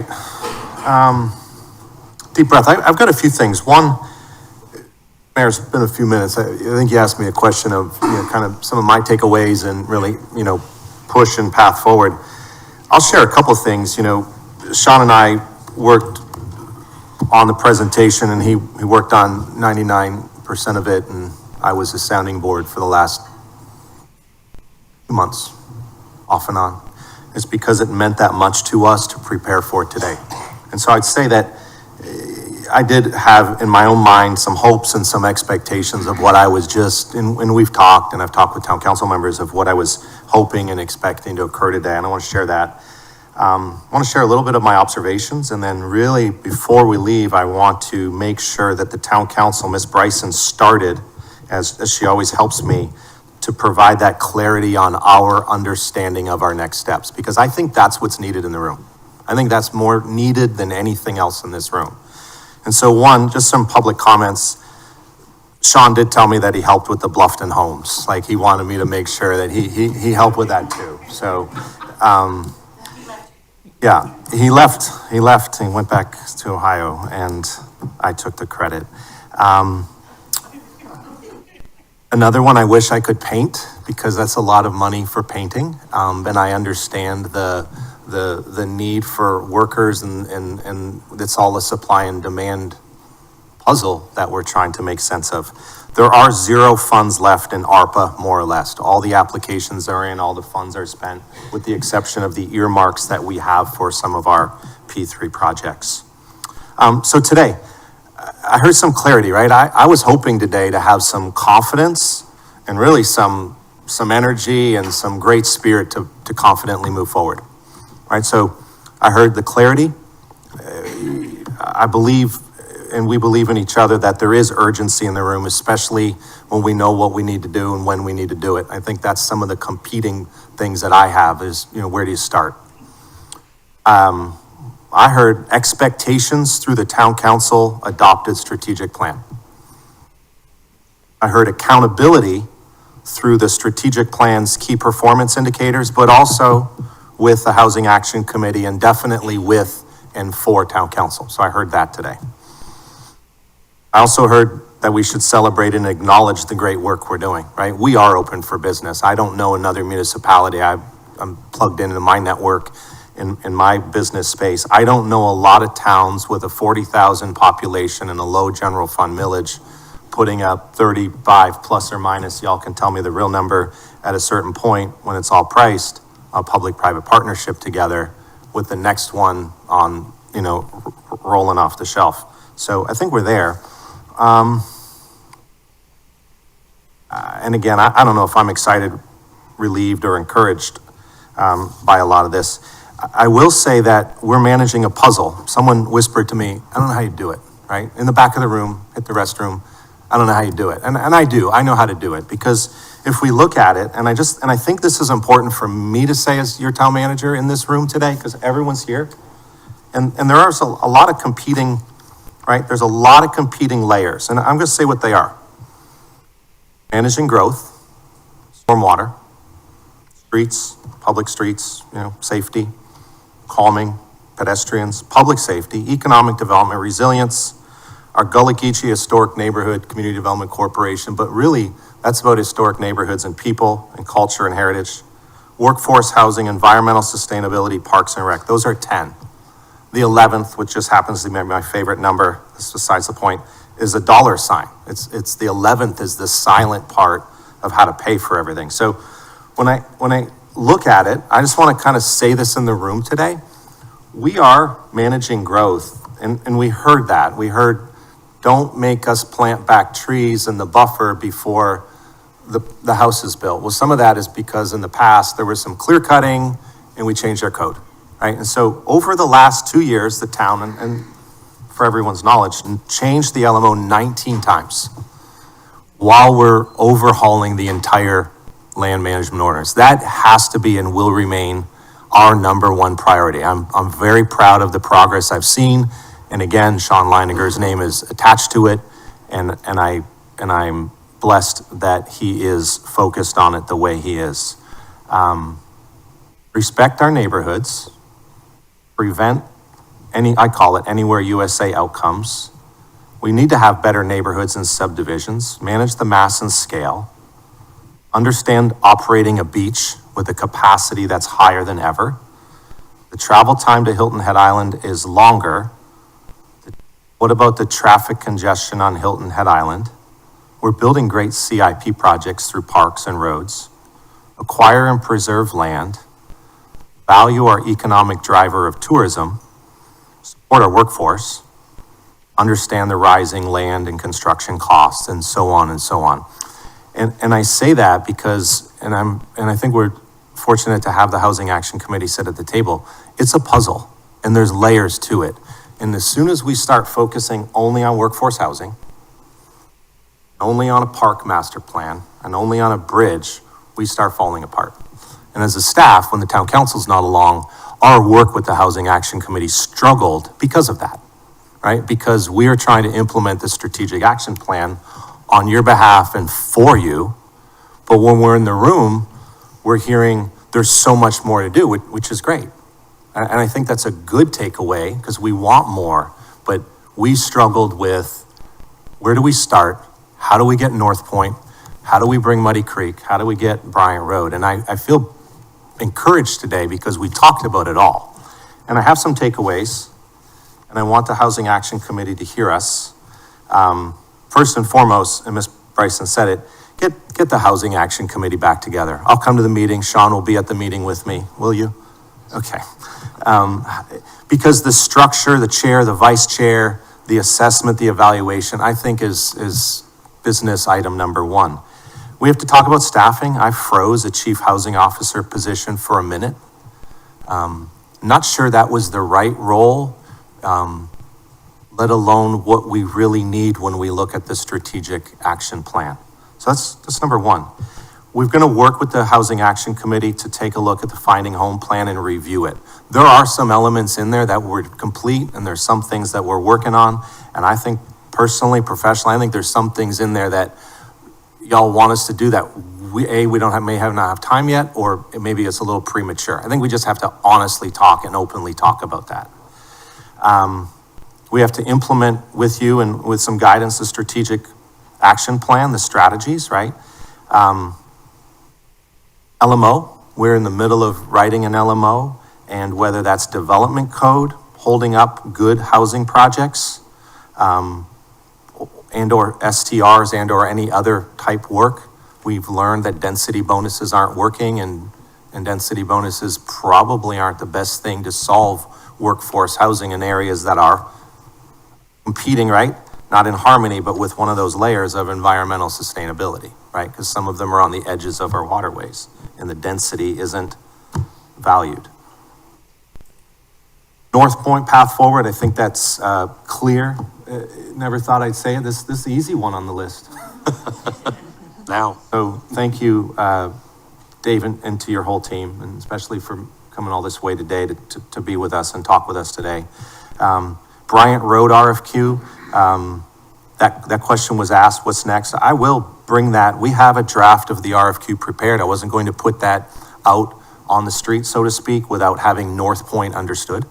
And I wasn't going to put that out on the street with some direction and some great guidance and intel to not put that out there without understanding the neighborhood stabilization investment, because with that would come gentrification wholeheartedly, right? And so Thomas and I have talked about that at length, as well as Sean and Ben and others, included.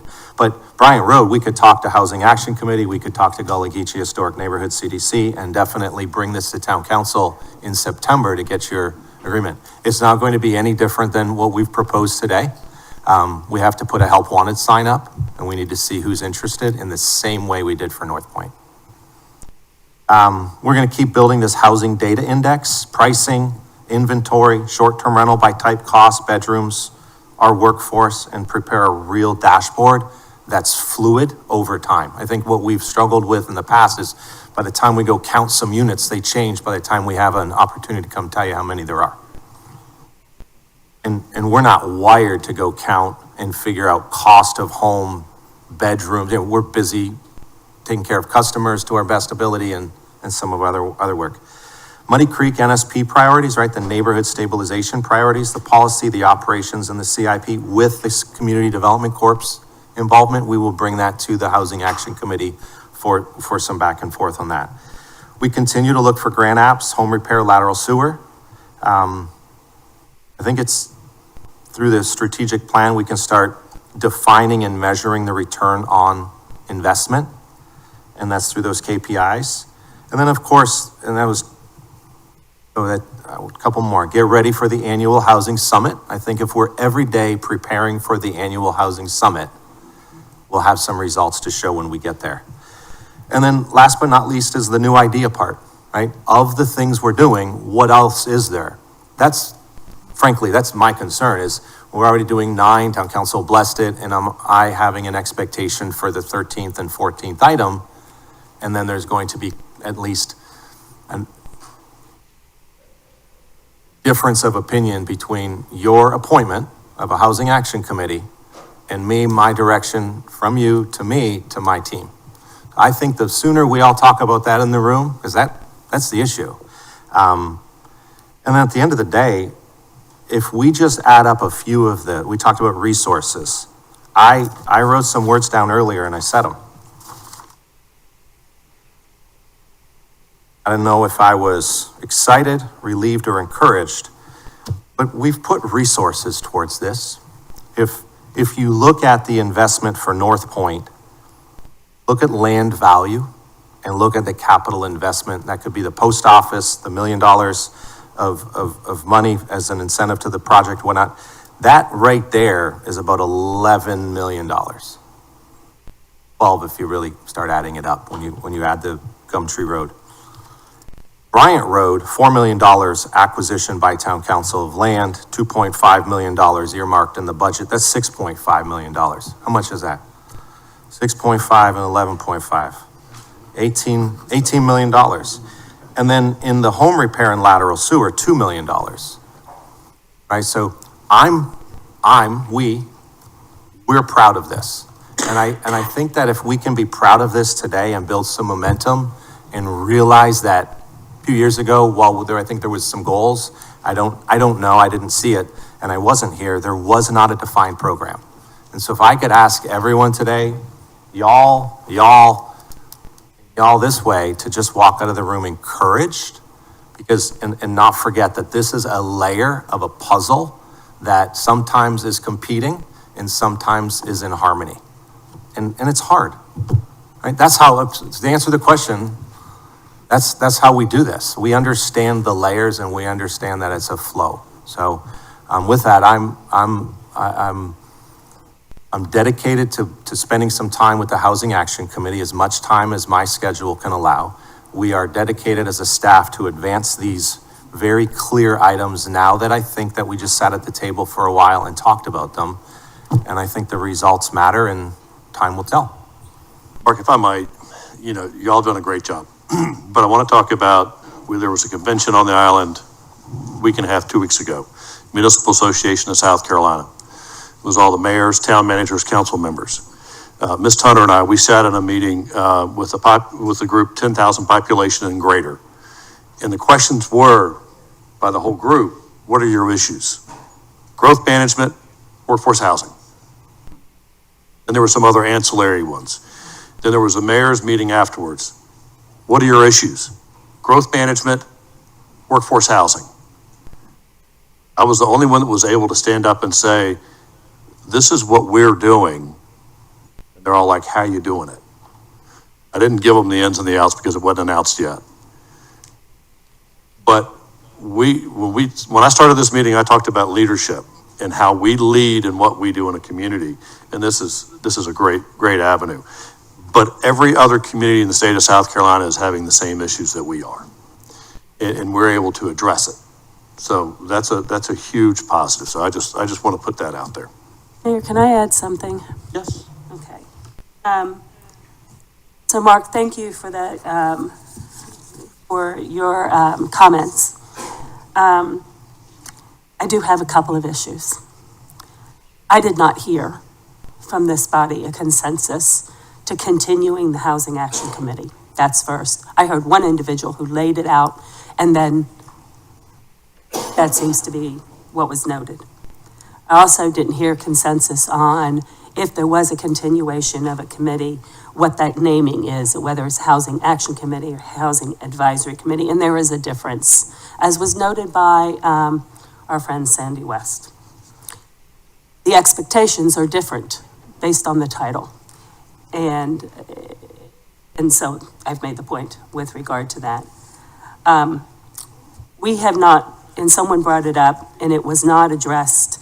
Are we talking about workforce housing or talking about affordable housing? What are we talking about? I know I made the point previously, and I heard it again, and I still don't have an answer, and it's different, and I want to know an answer. And I do not want to leave this room without reiterating, because we've heard a lot to the contrary. Government is not the answer. Government is not the answer. We have dozens of places where we can look to, where the private sector has, and I'm repeating myself, but I feel I have to after listening to what I did, where the private sector has stepped up and has, without any government involvement, provided workforce housing to satisfy the needs of their own businesses and for others. And I want those successes. We heard Mr. Boxwell mentioned Mr. Barnwell, one of the original people. And as I recall, and maybe y'all can correct me, there wasn't government involvement there. He did that on his own, to his great credit. And we can't celebrate one without celebrating all who are doing that. And it sounds as though, by some of the comments, that's getting lost. And I hear many of the people who have spoken, and I also hear behind their speeches some agendas that are interesting. So the progress is there. This committee didn't like the way things were going. They didn't apparently know about the progress, and that's all unfortunate. But as been demonstrated here through 3 hours plus now of conversation, Hilton Head has a lot to be proud of. And I encourage the private sector to continue to participate, and where appropriate, a private partnership like we have with North Point. But it's not the answer. It is each individual doing the right thing for their own needs, and that is the bottom line. So I do not agree with the Housing Action Committee. I don't know where that came from, except for a statement made by one council member trying to direct the train. And I think that train is off track. Thank you. Mayor, Orlando always wears some pretty shoes. You gotta be dancing to a whole lot of music, different music. So I wanna make sure that he is clear from this council as far as the housing committee, I'll use that for now, okay? And the movement forward and supporting them in their role. So I wanna go on the record and say that I am supportive of the committee moving forward, working with staff, with redefining and coming back with a plan and helping us with solutions. I encourage the rest of council to verbally say yes or no if they agree. I agree with Mr. Brown. I agree too. I said I'm open and I want to see what it looks like, and how it would operate in our world. So. Yeah, exactly what I stated about, what are the other roles that may be incorporated, right? Having that conversation to make certain that it is addressing the needs at hand. What I'm hearing is qualification. I'm not hearing agreement. I'm hearing qualification. So that's not agreement to walk out the door, that's where it stands. And I realize we haven't heard from everyone, but I've heard qualification from Ms. Stunner and qualification from our mayor. I think we should have a discussion about it amongst ourselves, and the reason is I appreciate everything that all the committees do, and they bring very valuable information to us. Sometimes you can get too much information, and it makes it hard to decide, because it brings in opposing atmosphere. Now, but I'm very open to talking about it and see where we land on it. Absolutely. I'm not sure that Mr. Orlando has marching orders here, because what he just went through his synopsis and saying was that he was gonna take his notes and then go back and work with the committee to pull together something that makes sense for all of us, okay? That's what I heard him say. Now we're saying, come back and talk to us. I'm not quite sure what that conversation looks like, because we've been here for 3 hours and 20 3 minutes. hours now. So what does that conversation look like with the town manager? And where does that take place as far as next steps are concerned? I want Mr. Orlando to be confident moving forward, okay? And right now, we're putting him in a very, very peculiar situation, which we often do, by the way. Right. We often do. I think it should be tabled. I think that we're obviously not ready to move forward on it. There's further discussion. And that's an unfair thing to do, to put that type of pressure from us onto the town manager when we're not in agreement. And we haven't had that full discussion. This 3.5 hours wasn't about discussing that particular topic. And maybe that's what we need to do. Conversation 2 by 2s, however you want to do it, but to have that conversation full and with our town manager. I think there needs to be a discussion with the Housing Action Committee as to which we've had some of today, how they can benefit us. And just as we were discussing what private employers are doing for their employees for housing, gather that information, because it all drives into what other opportunities are out there, how to create it, and that would become the arm that works on that and has those understandings. So I think there are discussions that need to be had with the HAC, and you know, and for us to determine if, is it in the best interest, you know, that direction which they see, because y'all, the ones that have been working on it for the past 2 years, and it hasn't been very well directed from council and or staff. So I think it opens up a whole nother line of conversation to determine if there is value in restructuring, as we Mayor. discussed. Mayor, with all due respect, we've spent how many hours now talking about, a large part of the conversation has been about the Housing Action Committee. So I understand the direction is for the manager to go and meet with the Housing Action Committee, have that conversation. And then if we need to change, there's an existing resolution on the books. Yes. And if that needs to be changed, then that's another conversation. But right now, that is what we have, and that's how we're supposed to operate. That's an opinion. And I get to say my opinion as well. And my opinion is that's the direction that we are giving to Mr. Orlando. And I just. Ms. Becker's question was, is there consensus? That's what we're trying to get to, okay? We gotta ask ourselves that question to give the town manager direction. Consensus, not opinions, not if we're the short end of the stick or not, but where's the consensus? The consensus for him to move forward with conversations with him is, I feel is there, and I'm seeing heads shake. Yes, sir.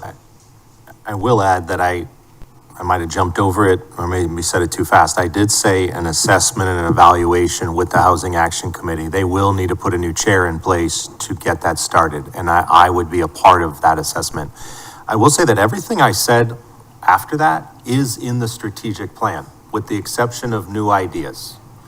And which is why I brought up the complexity of the focus on strategic plan different than some new ideas for us to be spending our time on. I don't want to overpromise and underdeliver the Housing Action Committee. I take pride in our work. I can't be in every room with y'all, and I just want the town council to maybe reiterate that my focus is this strategic plan, and I'll go to the Housing Committee and talk about an assessment evaluation. Some of it's a 360, right? We want to know what we can do better.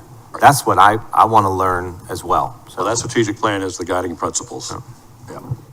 Mayor, I just have one quick question about a date. The annual housing symposium, do we have a date for that? I thought I heard something about the fall, but do we have a date? I know that Scott Learman had to leave, and sorry, we didn't recognize the CEO of the Community Foundation of the Low Country, but I understand there's perhaps a tentative date being discussed. Don't know. But I think it'd be good for us to know that date once it's decided. Thank you. Okay. Kim, is there anybody signed up for public comment on non-agenda items? Nope. Okay. I want to thank everybody for their input today. We're in a great place and great things are moving forward, and we still live in a wonderful town. Y'all have a great day.